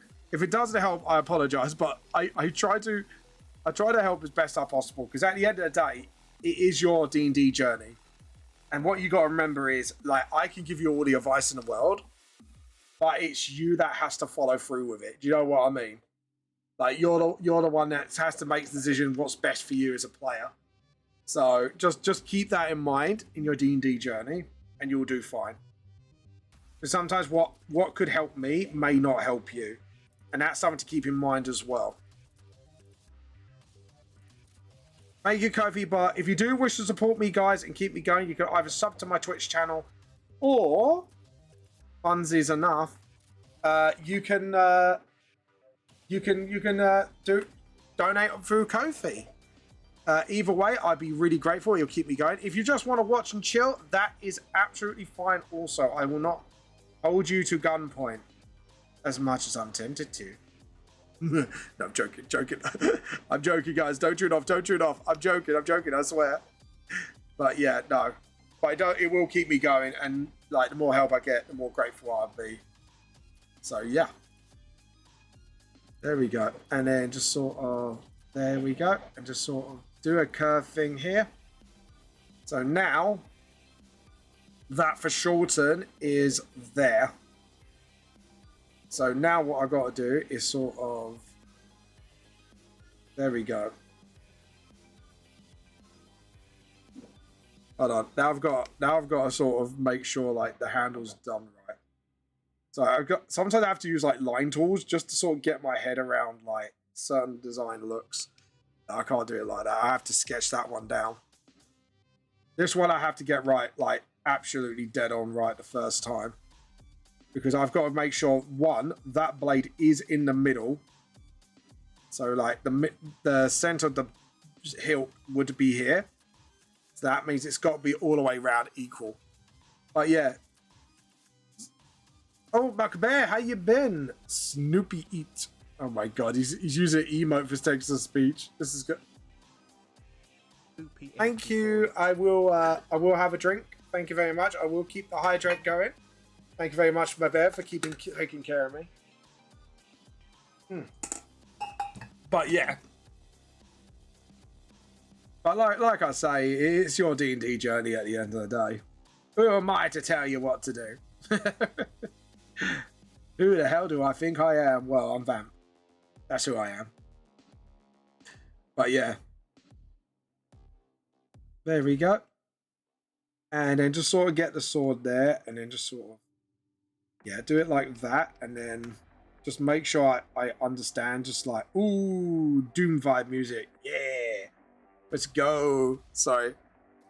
I like some heavy stuff. So when the heavy stuff comes on, my brain, it tickles my brain in the right ways. Keep your minds clean, chat. Good night, everybody. Or as one Yakko would say, good night, everybody. There we go. And then just sort of get the handle here. And then just sort of remember shorten the handle, because even though it can be two-handled, it's like it's hiding behind the hilt as well. Which means when you're holding the blade out, the hand would be here. Yes. So the hand would be here.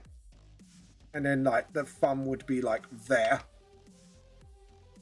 And then that means Jess's sleeve would be swinging like this. I think that's how it works. What do you think, guys? Am I being too pedantic with my drawing? Am I not being pedantic enough? Let me know, guys. Oh, the ice cream escaped. Nobody wanted to put ice cream Pokemon. Oh, no. Okay, so Jess's blade is fine. Because of Jess's slashing pose, I think what I'm going to do is angle the blade a bit better and change the perspective a little bit. So I think I'm going to transform.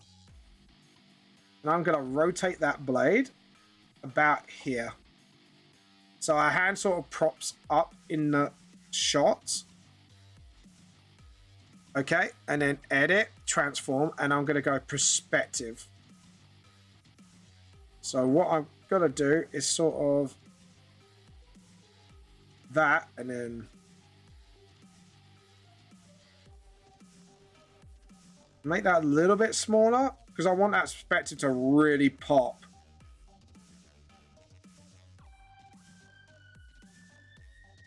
Sorry, it's loading because it's thinking. So I'm trying to sit there like...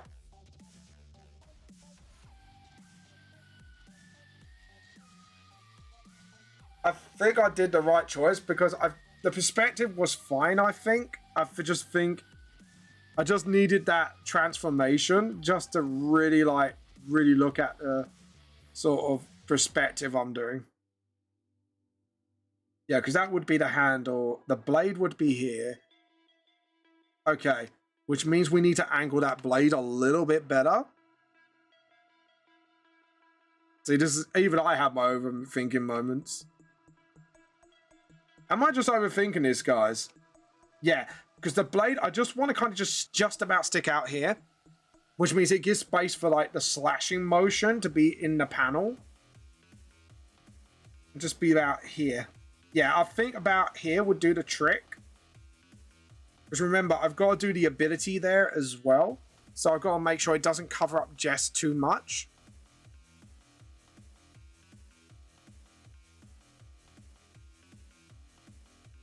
Yeah. And then maybe just sort of subtly do the ability thing here. Just like... So they know she's powering up the sword. And then just sort of... That's it. Maybe like do like a little thing here, like a little thing like curved here as well. And then maybe do like another one sort of like coming across like here as well. Like coming across from here as well. Just to sort of give it that bit of vibe to it. I think that's what I want to do. And just sort of stick it into that panel a little bit. Just to give it a little bit more of that emphasis on the ability. Yeah, and then I don't think that's going to cover Jess up too much. What do you think, guys? Do you think that looks fine? Am I overthinking it? What? I need your guys' thoughts. I need your opinion. Right, there we go. So now we can just sort of look up that panel again. And just sort of...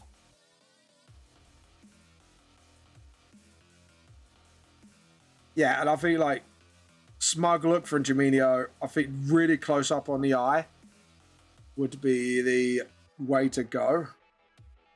And instead of that, just maybe just Jess's lips, just go like absolutely close up here, and just sort of instead of the eye, we could just go for the mouth because we've done a lot of eye shots already. So that's the only alteration I think I'm going to make in this page. What do you think? Like, guys, feel free to drop your thoughts. Like, I'm happy to hear like thoughts from you guys. You never know. You could alter the course of what I do with this manga. So, like, this is just a revamp of the original volume. I was talking about, like, am I overthinking this panel? And number two, like, instead of doing Jess's eye, like in the original manga, because you've got volume 1 as well, like, instead of doing the eyes, closer lips, because we've done a lot of eyes as well. And I think, like, doing a close up Jaminio's eye would be the best way, and just do, like, a smug look here as well. Just keep that look smug as well. Like, he thinks, oh, yeah, what you gonna do, sort of thing.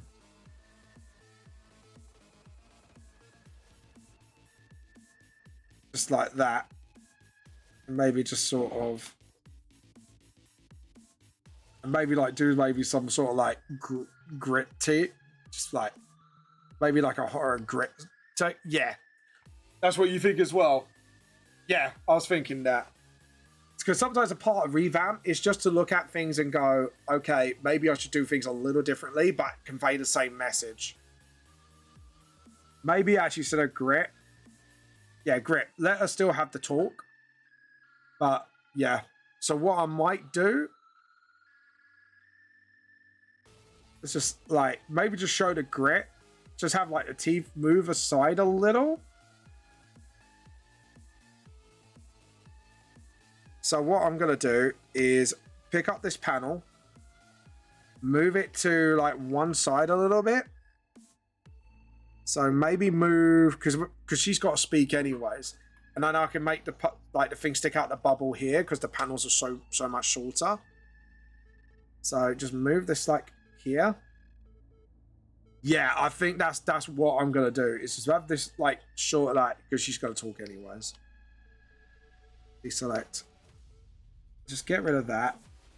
I don't want that showing in there, and then have the hair sort of like here as well. So it's like an off shot. Then the shouty speech bubble can be like sort of like here.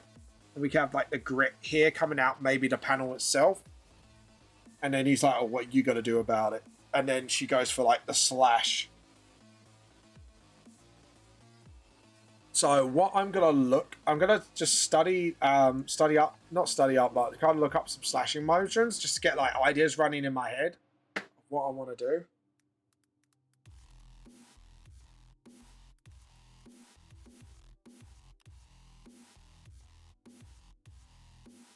There we go. And then let's have a look. So we're talking like characters just going for the slash, just them alone. Okay. Yeah, because there's a lot. So we want sort of like this. I think like a cut like that across. But we need the arm to be in the right position. And then it's not anything that's catching my eye of what I want to.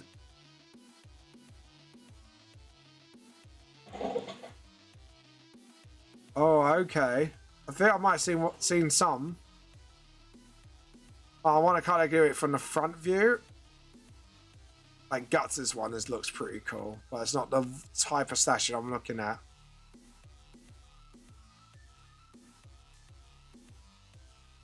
Oh, what's this one? This one I like.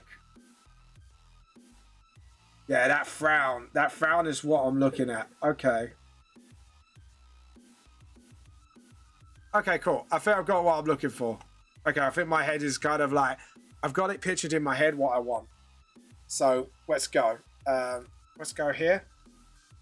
Awesome.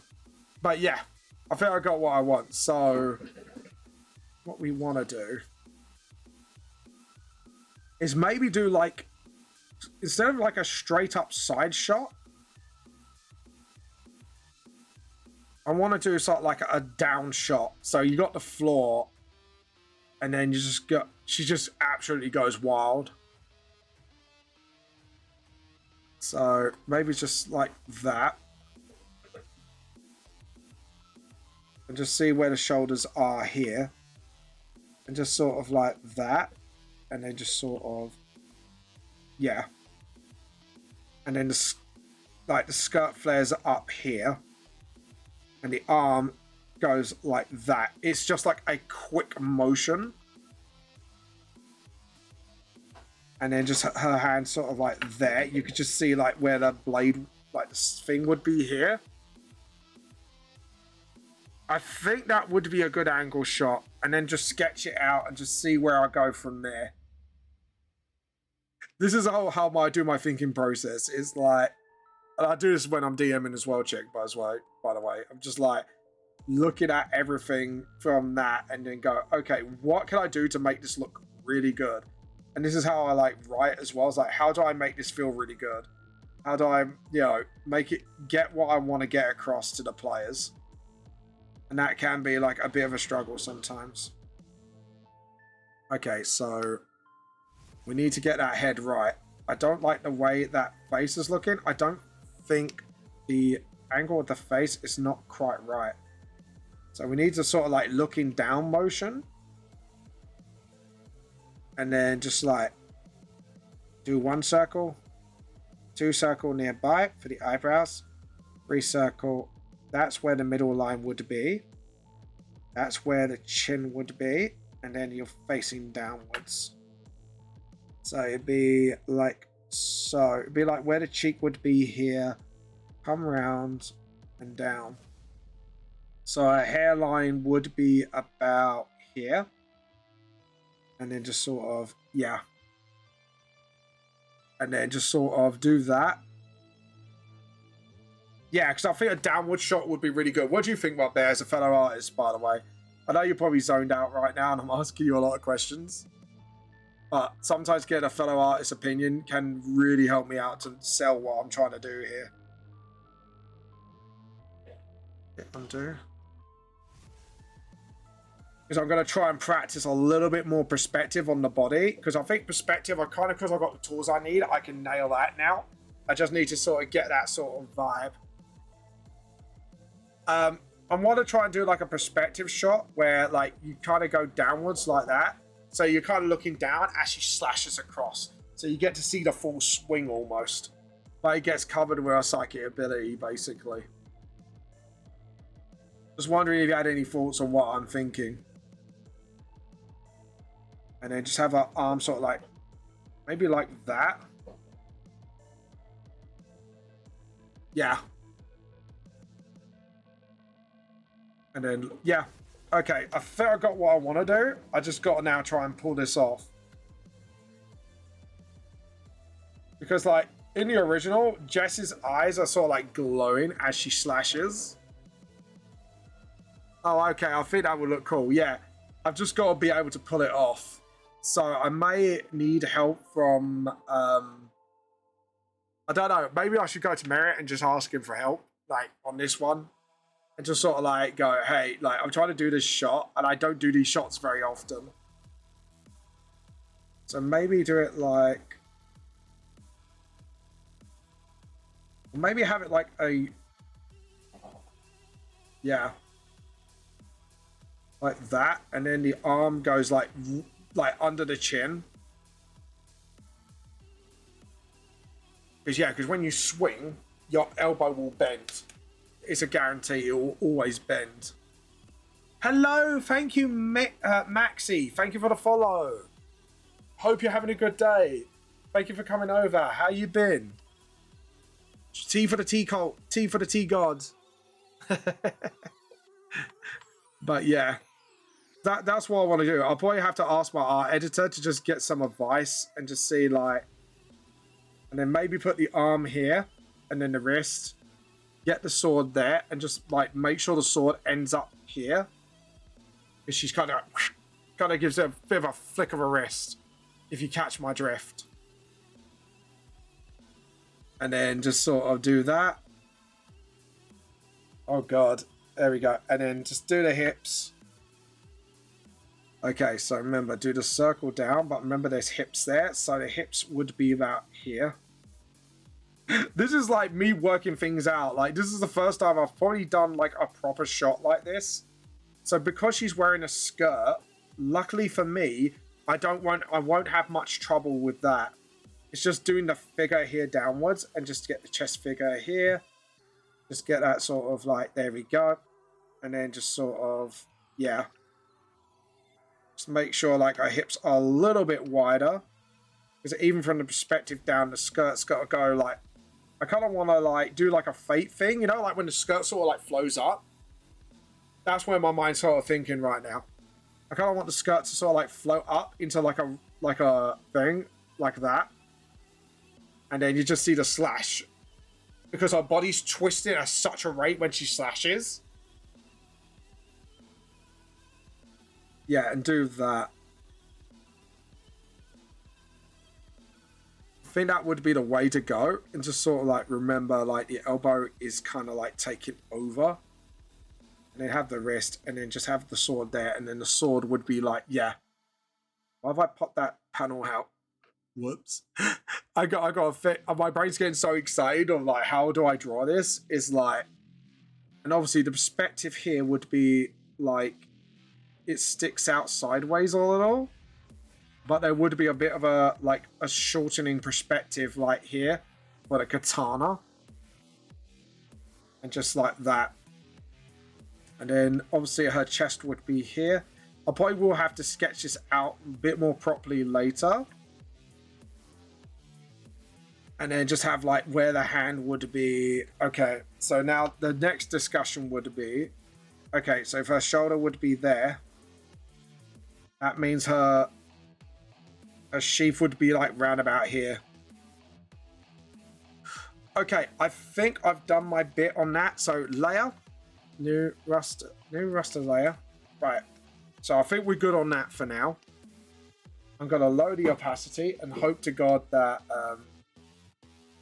I've got this right. Oh, Mrs. Vamp's here, continuing the dinner. So, the homemade chippies. Oh, some of the chat has said hi to you, by the way. And she says, hello back. She's she's like the other leader of the tea cult, by the way, guys. So, you know, I'll behave around her. You know what I mean? Well, she doesn't behave around me, so, you know, no chance in hell for me then. But yeah, so if we do it like that, get the body vibe first, because obviously we're doing a downwards perspective. Mark Bear says, hello, Mrs. Bam. She says hello too. She says, hello, ha, hello, la, he, la, la, la, ha, ha. Anyways. Don't know why I did the camera like that song from like many years ago. Anyways, Maximin, how you been, by the way? Welcome to the stream. Are you a fellow artist yourself? Actually, I want to give you a little shout out and say, yeah, I hope you're doing well. There we go. Get the arm, and then we do that, and then we just do the hand here, and just sort of that's it. Awesome. And then what I'm going to do is maybe do a little bit of maybe like a foreshortening here. Because this is like, I'm doing like 2 foreshortening areas now, which is going to be really weird for me. It's going to fuck with my brain a little bit. But I think it's going to be well worth it once I know sort of how to, yeah. So I'm going to shorten that handle to like here. Because you've got to see like the bottom of that handle a lot. So what I would like to do is sort of like do that, get that handle in like so. Because you've got to see like a lot of that bottom. So I got to foreshorten this a little bit better, which means the katana itself, the hilt, should be here, and then the blade is wider, a little bit wider than the sword itself, and you got the back of it here. So we've got to do that, and then just sort of. Yeah. And remember, like, because it's going away, that means that blade would be getting shorter as it goes. Meow, meow, meow, meow, meow, meow, meow. I love that little thing right there you done. It's like little cats chatting at once. It's kind of cute. Where did you get that emote from, by the way? Yeah, this is the first time I've done any shot like this. This is going to be quite a first for me. So let's see if we can put it off. Right, so we know that face is going to be lower. So I know I kind of guffed that look already. But yeah. And then we got the sword there. And then obviously we got Jess's chest. And then just sort of that. And then we got like the hips. So what I'll do is maybe do like a little flow from the skirt here.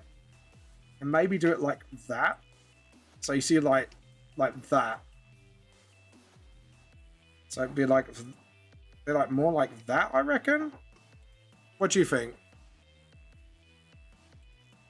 You know when you sit there just keep thinking, it's like, should I do this? Right, so we know like the back here would be like so, and just sort of, that's it. Yeah, I think that would, oh my god, it's starting to look sick already, actually. Like, just putting it a little bit together. Actually looks kind of sick already. Because I feel like the skirt does a lot of the standing out for me. So which means the hairline would be technically here, and the beginning of the eye line would be here. So yeah. So technically, I've just found like where technically Jess's hair would start. And it'd be like, yeah, and then maybe like get it sort of like flowing. Because basically like the panel I'm doing is this panel here. And it looks okay, but I think I could have done a lot better. So we're kind of like really improving and really just getting that sort of meat and potatoes of the movement there. There's someone called Snoopy. They're from someone called Snoopy. There is someone who streams with another streamer I've watched a couple of times recently. I know from other chats. So I think they hitched a ride on a raid train without realizing I got a sub. Oh, bless. Was that who the guy just followed was? Aw. Well, thank you for the follow anyways. It is much appreciated. But yeah, there we go. And then just sort of...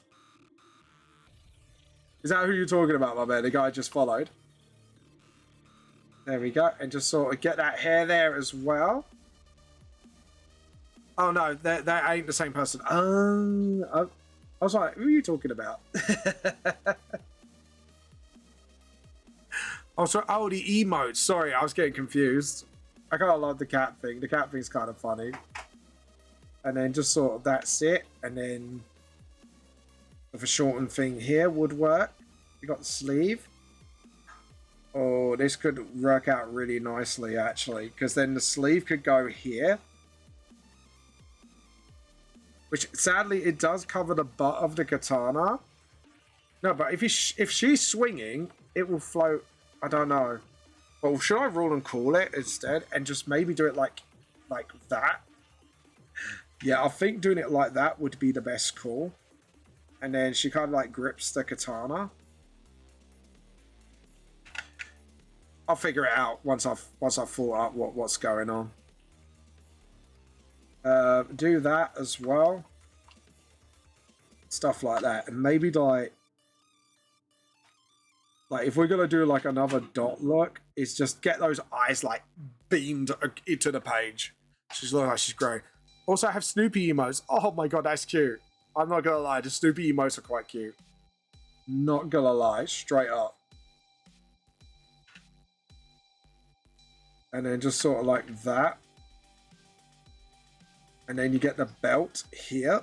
And then just sort of... Yeah, and then we could just do that. 1, 2, 1, 2, flow. And then it kind of... You got that sort of nice little flow of the skirt as well from Jess. It just gives that sort of nice flow sort of thing. Okay, because then what that does is give me like the look of where the twist of the body is as well. Yeah. And then the hand should be like here.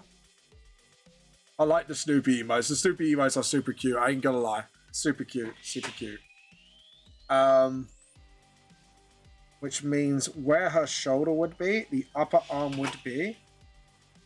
Which means the hand would be here. Which means the sheath would be actually here. And actually sort of, yeah, sheath would be here. The sheath would actually be here. And then just sort of, yeah. Or, actually, no, I don't like the way that sheath looks. I think if we're gonna do it, she's gonna have it like, oh my god, I just figured out something I should have done ages ago with VTLS, and I realized why did a downward angle look so bad? Was literally because I should have done this instead of this. I feel really stupid now. Because if you look at what I'm doing here now, this perspective-wise makes so much more sense because the way she's holding her sheath. Because otherwise her wrist would be snapping backwards. And I've just realized that all on my own. Holy shit, I actually just realized that all by myself. My absolute brain was like, fucking hell, I just worked something out all by myself for once. Because sometimes, like, I need a little bit of help for, like, realizing when I'm messing up. And then I just looked at that and went, oh shit, I could have done this. And that would have made my life, like, 10 times easier. Like, actually 10 times easier. Which means I could actually make the sheath bigger here and make it smaller here because of perspective. Which means overall this will get covered, and then before you know it, which means if her hand was here, which means her thumb would stick out here. Oh my god, I actually figured this all out. Why did I not figure this out earlier? This is absolutely meant. There's music not playing again. Been buffering for a little bit. There we go. There we go. Oh my god. How did I not realize this? What's going on here? Wait, are you getting so buffery? Oh dear. Oh dear. Whoops. Music's getting a little weird right now. And the music dies, and I am singing bye and bye, Mr. There we go. Got some music from Van. Yeah, I think it's getting a little weird. Let's click on a different part of the playlist, maybe. Maybe just jump back on the retro. See what happens. I think it's just the playlist is just getting a little weird. Hopefully we'll get the music back soon. Apologies guys for this. The music is getting stolen. Someone's stealing my music. Oh no. Oh no. There we go. It's fixed now. Vamp fixed it. Vamp was being his own tech support. There we go. So, there we go. And then, I think that's cool. Because you've got her chest mostly covered here by her arms. So we can't really see that. A shirt would be here. A collar would be here. Yeah, that looks fine. And then you got like the hair here. I'm just going to sketch that in. To be honest, I think I could get straight to inking. Like, I think I've actually figured out a lot of stuff in one hit. But maybe just put like the hair a little bit more spreaded out. Question mark? Maybe. And then obviously, we just got to make sure with the slashing, we can kind of do like one like slashing line above the head. So it's just like one big swing.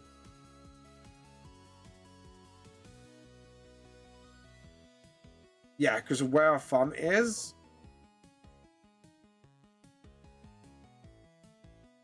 Got it. If you're slashing with the sword, technically your palm. Right. Okay. So I've got this wrong.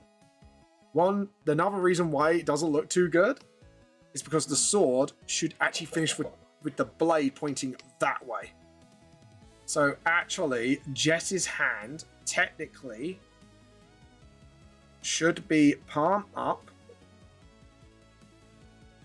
which means the palm should be upwards, which we will draw that in, and the blade should actually curve this way, sort of thing. Hold on, let me show you what I'm talking about. So the handle position is right. However, the curve of the blade should be more finishing here, sort of thing.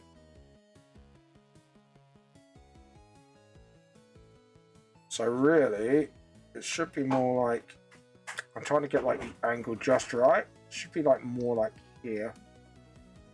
Larion escaped. No one wanted Larion. Boo. I might just go for a quick loo for a minute because I think I'm not thinking straight either. So if we're going to do this right, the angle of the blade should be here, which means the front of the blade should be facing that. Because if you're slashing, right, you go like that, go for a massive slash, because you hold the blade like that, ready to go, which means the edge of the blade's here, and then you go, oof. No, I was right. So my brain's going a little skew. So right, if I'm let's hold my phone ready to slash. So if I'm slashing upwards, yeah, or doing that, and the blade's filtering. So really, if I want to slash, my palm should be facing up, because you're defending with the blade, and the blade would be there. But if you're about to slash, you need to turn your wrist. So that hand position is wrong. The thumb should be technically like this. Fingers should be more like that. And then the thumb should be more like that. I think I may have clocked my mistake in the first place. Because, like I said, realistically... No, because realistically speaking... No, because your sword would be pointing down. So yeah, if you are going to slash up from the hand she is slashing from, yeah, so she's holding it like that. I've got a mirror position, and then go, yeah, because if you want to cut, right, yeah, I was right. So the hand position, the hand should be backwards. Which means that hand was wrong, and it should be more like that. The thumb should be here.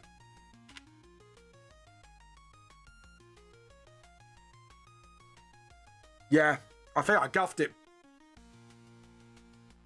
Which means, yeah, the sleeve should be following like that.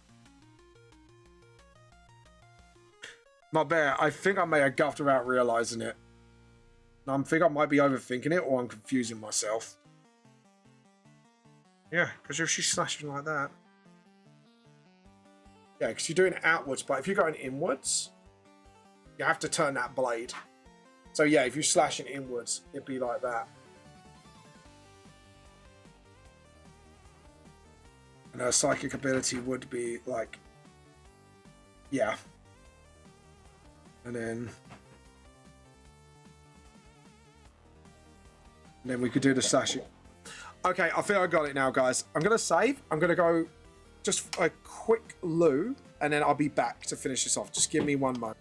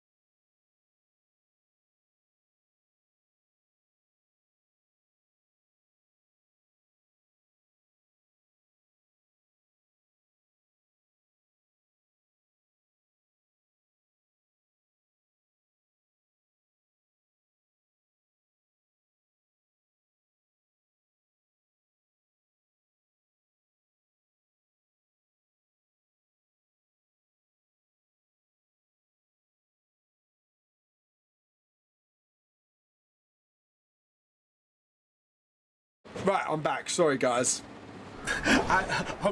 While I was in the loo, I was kind of doing the hand positions myself to try and get in my head to sort of how to do it. And I was right. If she's slashing this way, the hand has to face upwards. Which means the blade would end up, if you're slashing somebody, there. Because, yeah, you have to make the blade face forward. When you slash up, your palm would be facing up. So, right, first position was absolutely correct. That palm face down, and then as you slash up across your body, your palm would then end up being like... You'll get what I mean. So when you go like that, so you slash up, and technically the blade would be still facing that way. Yeah. So, right, two things I did wrong. One, palm position was not right. Second thing, position at the end of the blade was not right. Because if you're slashing and your palm ends up upwards, because you're doing that, you're going from down to up across your body, the blade would technically, if you tilt your wrist up, end up going outwards. Yeah. I just realized, yeah, because you got to make sure that hand flows. So you do that, that. So the thumb should be positioning there. I'll redraw that hand. I think I did everything wrong here. So I'm going to rub all that out. And I'm going to get this right. Unless you slash... No. Because then you've got to do that again to turn the blade back. Yeah. Okay. So either I could do it one or two ways. So my bet, I can slash up, but... Or I could do it in mid-motion where her hand is twisted for the moment. Because when you slash up, your palm faces up, but you finish by turning the blade behind you. But I think I'm going to go mid-motion. And I'm going to make sure I'm holding the pen in my hand just to display, but you're not going to see it. So imagine this is a pen. So that will go towards the screen. Sometimes you got to put a lot of thought into it, and you have to hold your pen like the sword just and get the point of your pen up, just so you know. So, yeah. So it'd be...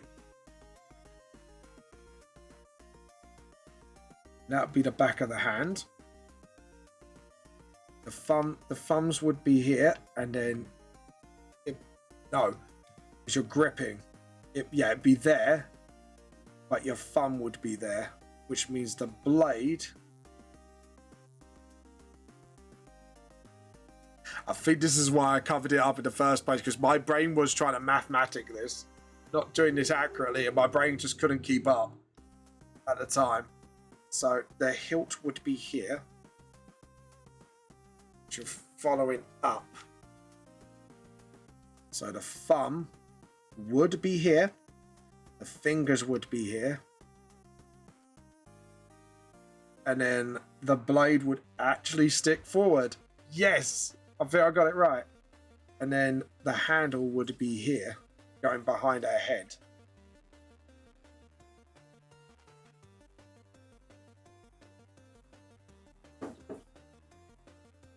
Yeah. Which means the psychic ability needs to cover this, which means, yeah. Whoops. Okay, so now we got that mid-motion. The blade is coming up. The hand twists as it comes up, which means we could cover this half of the body with the psychic ability. But because it's zooming out, we could do something a little extra special and get the movement line there. So then it kind of moves with the panel and the sword. I know what I'm talking about. Like, my brain is getting there. It needed to math it a little bit. And kind of like get my head to sort of in that position where I could go, right, this is what I'm doing. So first things first, we'll lower that. We'll lower the thing of that. We'll lower this. And then we're going to go layer. New layer. Vector layer. So we're going to do this all now. And we're going to put this all into practice. Okay? So bear with me. I think I know what I'm doing. Just my brain needs to sort of get what I'm doing. There we go. Bear with me, lads. It all makes sense in the end. I'm going to make this a little thicker.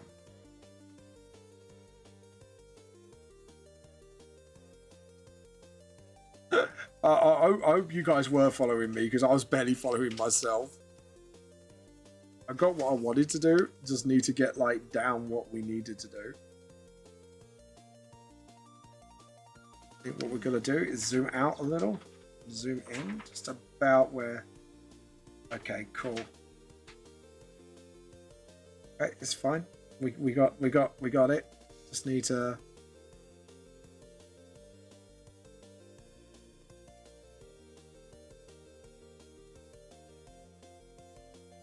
And then sort of get that blade.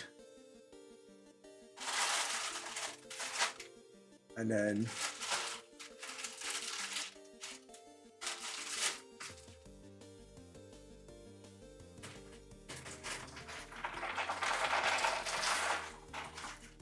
okay, cool. Now we've done that, we can get the vector layer, vector rubber. Just sort of boop, boop. So we've got the end of the blade. And then now here comes the fun bit. It's all this now. I just hope to God I got this right. Okay, let's have a look. Oh God, that looks bad. No. That looks bad. Okay. You confused? Oh my. Why did I want fucking thing? Why did I think, oh, that's a good idea? So, just for context, what she's talking about, it's not like an official Lego product, but she's got one of those, like, you can make like a Lego teddy bear thing out of all the tiny bricks. Okay, no. And Mrs. Vamp is trying to understand what you got to do first, and bless her heart, I think she's just trying to figure out what to do. No. It's not very autistic friendly, apparently. Oh dear, oh dear. Poor wifey. Can we have a poor Mrs. Vamp, please? Send some sympathy Mrs. Vamp's way. Oh, those bears, yeah. Stop. Yeah. I think my bear knows what you're on it. She doesn't know where to start, bless her. I think you start where the feet are. I know. But it's not. Let's have a look. I might Now I've got to look at the instructions now. She's just passing it to me. Bless her up. So,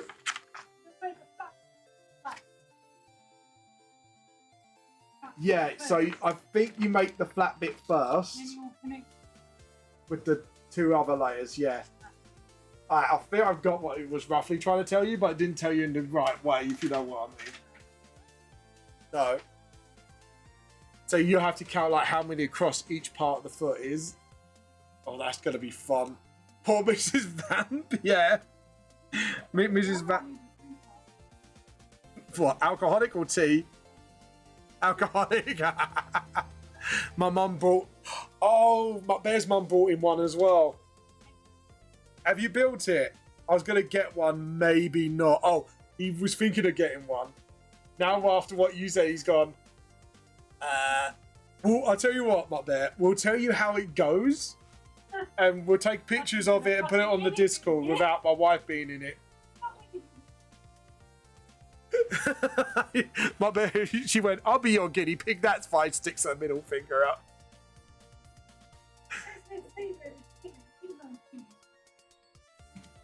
Oh dear. I can't even do one bit. She can't even do one bit, bless her up. Oh dear. Oh dear, guys. That's all I gotta say to that. Oh fucking dear. Oh my god. Yeah. Oh my god. No. So she's got to open another bag. It's not very well numbered though, I'm not gonna lie. Like looking at it, it's like you can't really tell what's in it, if you get what I mean. Until you open it up and it gets a little, oh dear. There we go. But yeah, even I'm looking at it like, oh my god, that is a bit of an undertaking, I ain't gonna lie. But hopefully she'll get her, bless her up. Yeah. Right, so we're gonna draw this now properly.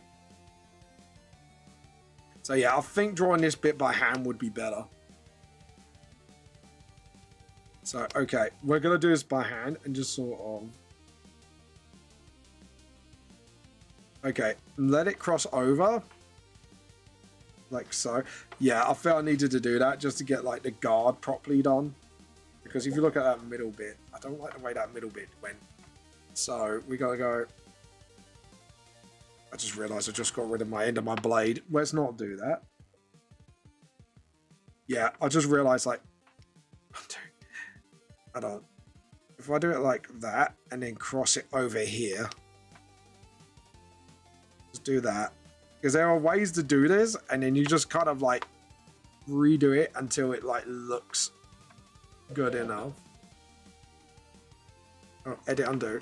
And then just do that.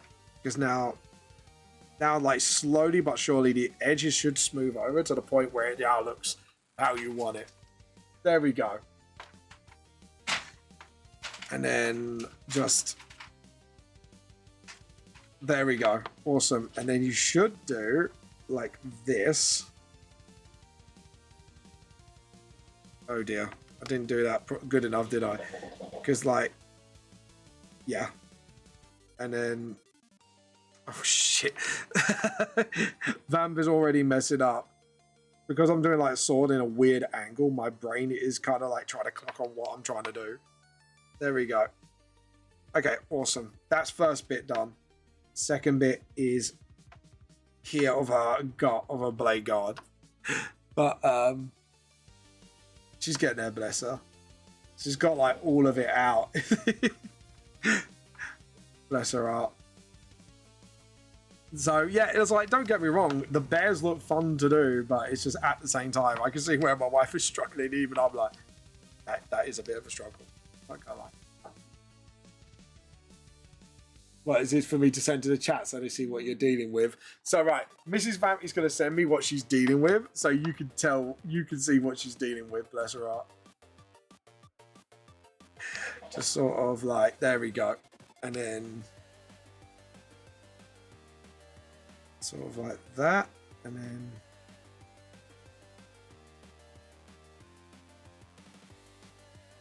then just sort of that, and then hold on. Yeah, because that would hide. So I think that would actually be the smartest thing to do. Okay, let's have a look. That don't look right to me. So right, she sent me the photo, so I'm just going to take a moment just to send you what Mrs. Vamp has sent me. I wonder the last bit of the instruction does look a bit dodgy. I did actually like... You'll see what I mean when you see it. It just looks so wrong, but it's so funny. Right, she sent me it. I'm going to send it all to you in Discord, bless her up.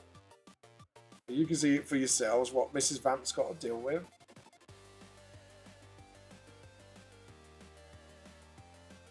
Here we go to chat. You ready for this? Ready for this? So jump over to Discord.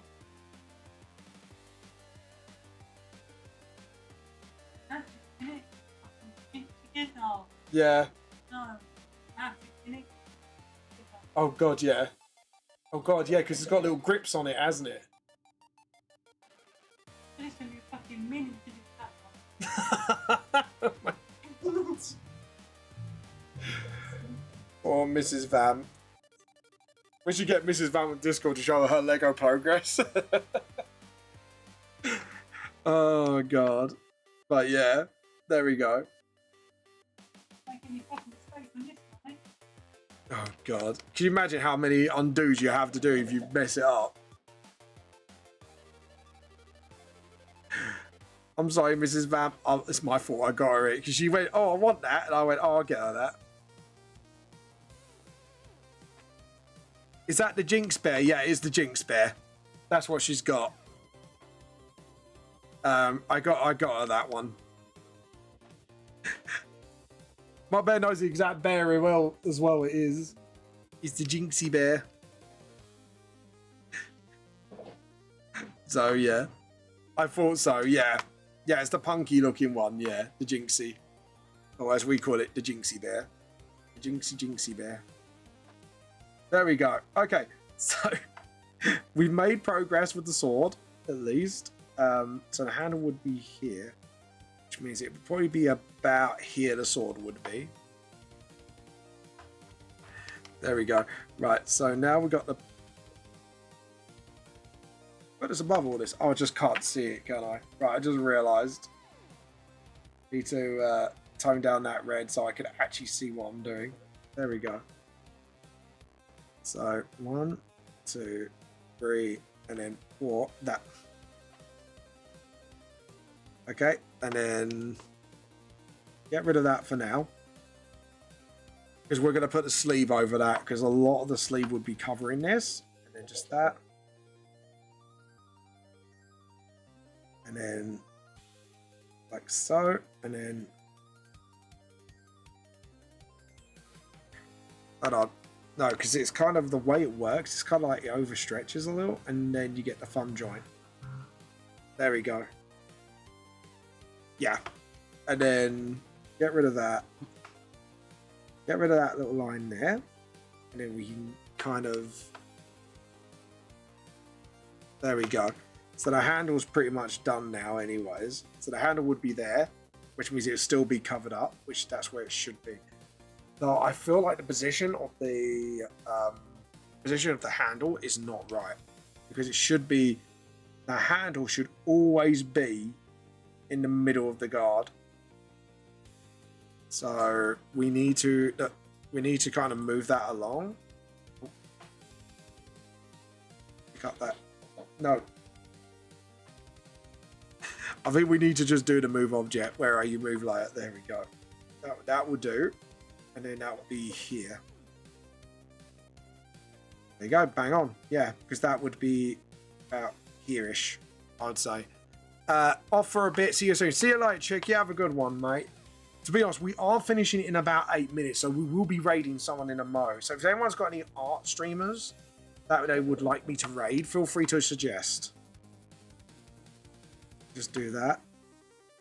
And then get the rubber and just sort of... There we go. So we got the handle there. We got the hand. Yeah, sorry guys. It's sometimes I'm in overthinking mode, so I may not like respond a little bit, but I will try and respond as much as I can. Just trying to sort of get my head around like certain bits of the fight. There we go. Which means Jess's sleeve would be there, which means, yeah. Whew, I think I got a lot of it down. Yeah. Now we can do like the other bit of Jess's back of the blade, which is the bit that kind of acts as a little guard here. So we could do that, and then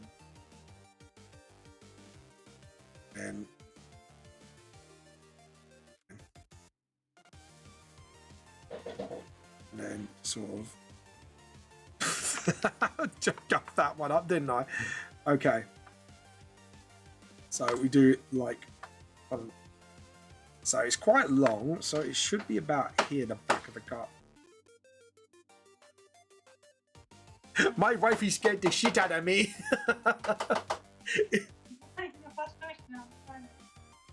Yeah, so just to let you know, these little pieces need to be hammered in, and she's got like a little hammer that goes with the bricks. Oh, is this the version that I like? Yeah. To be honest, like I don't know why Lego wouldn't provide those hammers anyways. They would be very handy in proper Lego as well. Like bits that don't quite, you know what I mean? Yeah. Just go, just to get it in there. So that's like a nice little bit thing they have provided. So right, I'll do it halfway through here and just sort of.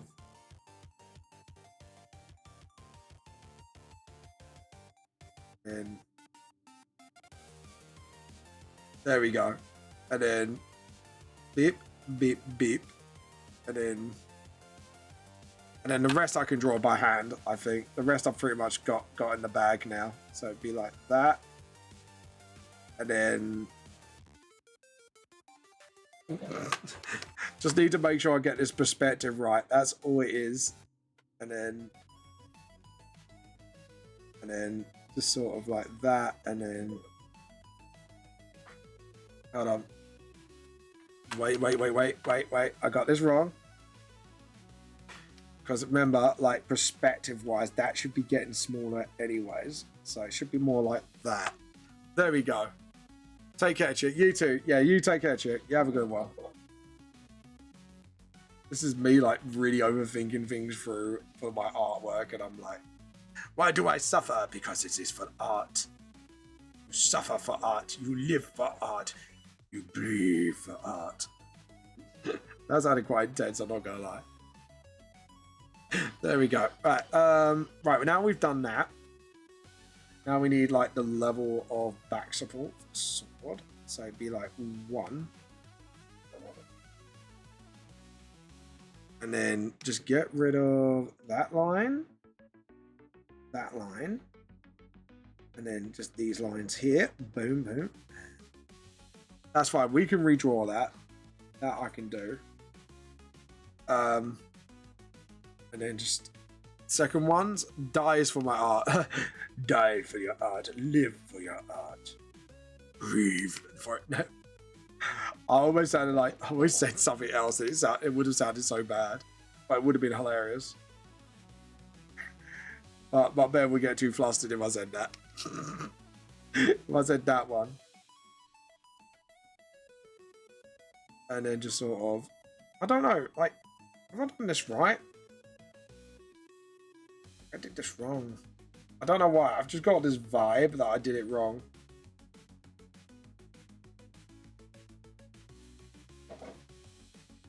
Okay, just first off that. Get rid of that line. I just remember. I need to remind myself. So, we need to do one. Right, do the top one first. I think the top one would be very helpful. Too wide. Need to do the first one like here, because it would be wide but not too wide. And then just sort of boom, cross that line there, and then just sort of 1, 2, 3, 4, 5. There we go. So that first bit is absolutely done. Absolute cinema, as they say. And then do the second one about here. Yeah. So you do the second one sort of like here, and just do it a bit smaller. And that, and then that. And then hopefully, with the guides I've got given myself, I'm like slowly like doing the 3 notches in the back of Jess's guard of the blade. Back guard, I should say. And then just sort of there. And then boom. Just trying to put that line through. There we go. And boom, boom. Oh. Right, he X didn't mark the spot there. So boom, boom, boom. To do like a tinier rubber. It's about like 8.3. Just boom it there. Awesome. So now, in theory, that should... Oh my god, that looks... Yeah, that looks brilliant. I'm happy with that. I think I'm pretty happy with that so far. Like at the moment, like the last half of this stream has just been more focused on that little bit there. But then again, it needed to be done. I ain't gonna lie. We got like 2 minutes left, so I'm just definitely gonna do this just to finish off this blade. Just sort of, that's it. That's it. Awesome. Then make it longer. A little longer and wider bow still. And just sort of.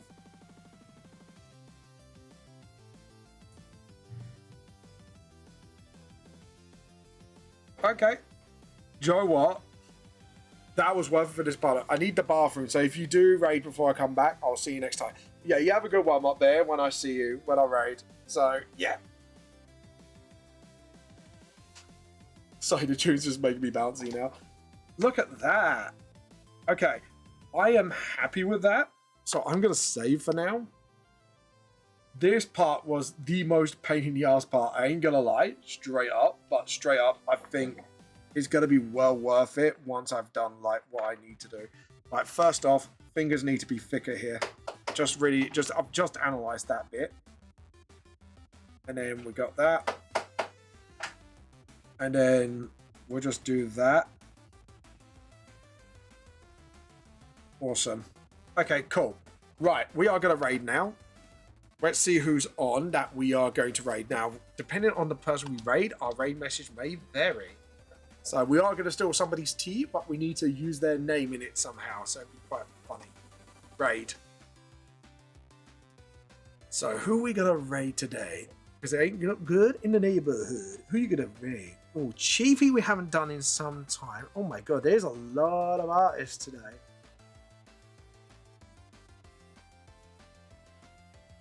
Ocean Axe we haven't done in some time as well. Oh.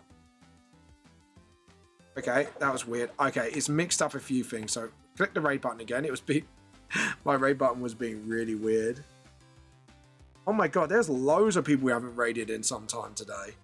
Tofu we haven't raided in some time. Worms around, but we've already done Worm recently.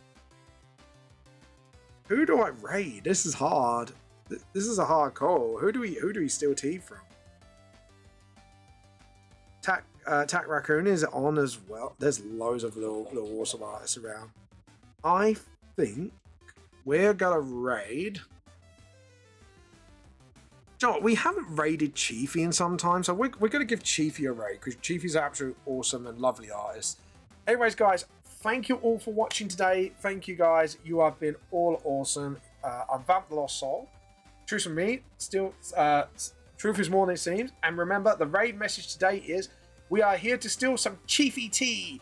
Again, we're here to steal your Chiefy tea. Anyways, guys, thank you a lot. See you all later. This is Vamp Lost Soul, Truth from Seas, and we'll see you all later. Bye! Tea for the teacup, tea for the teacup.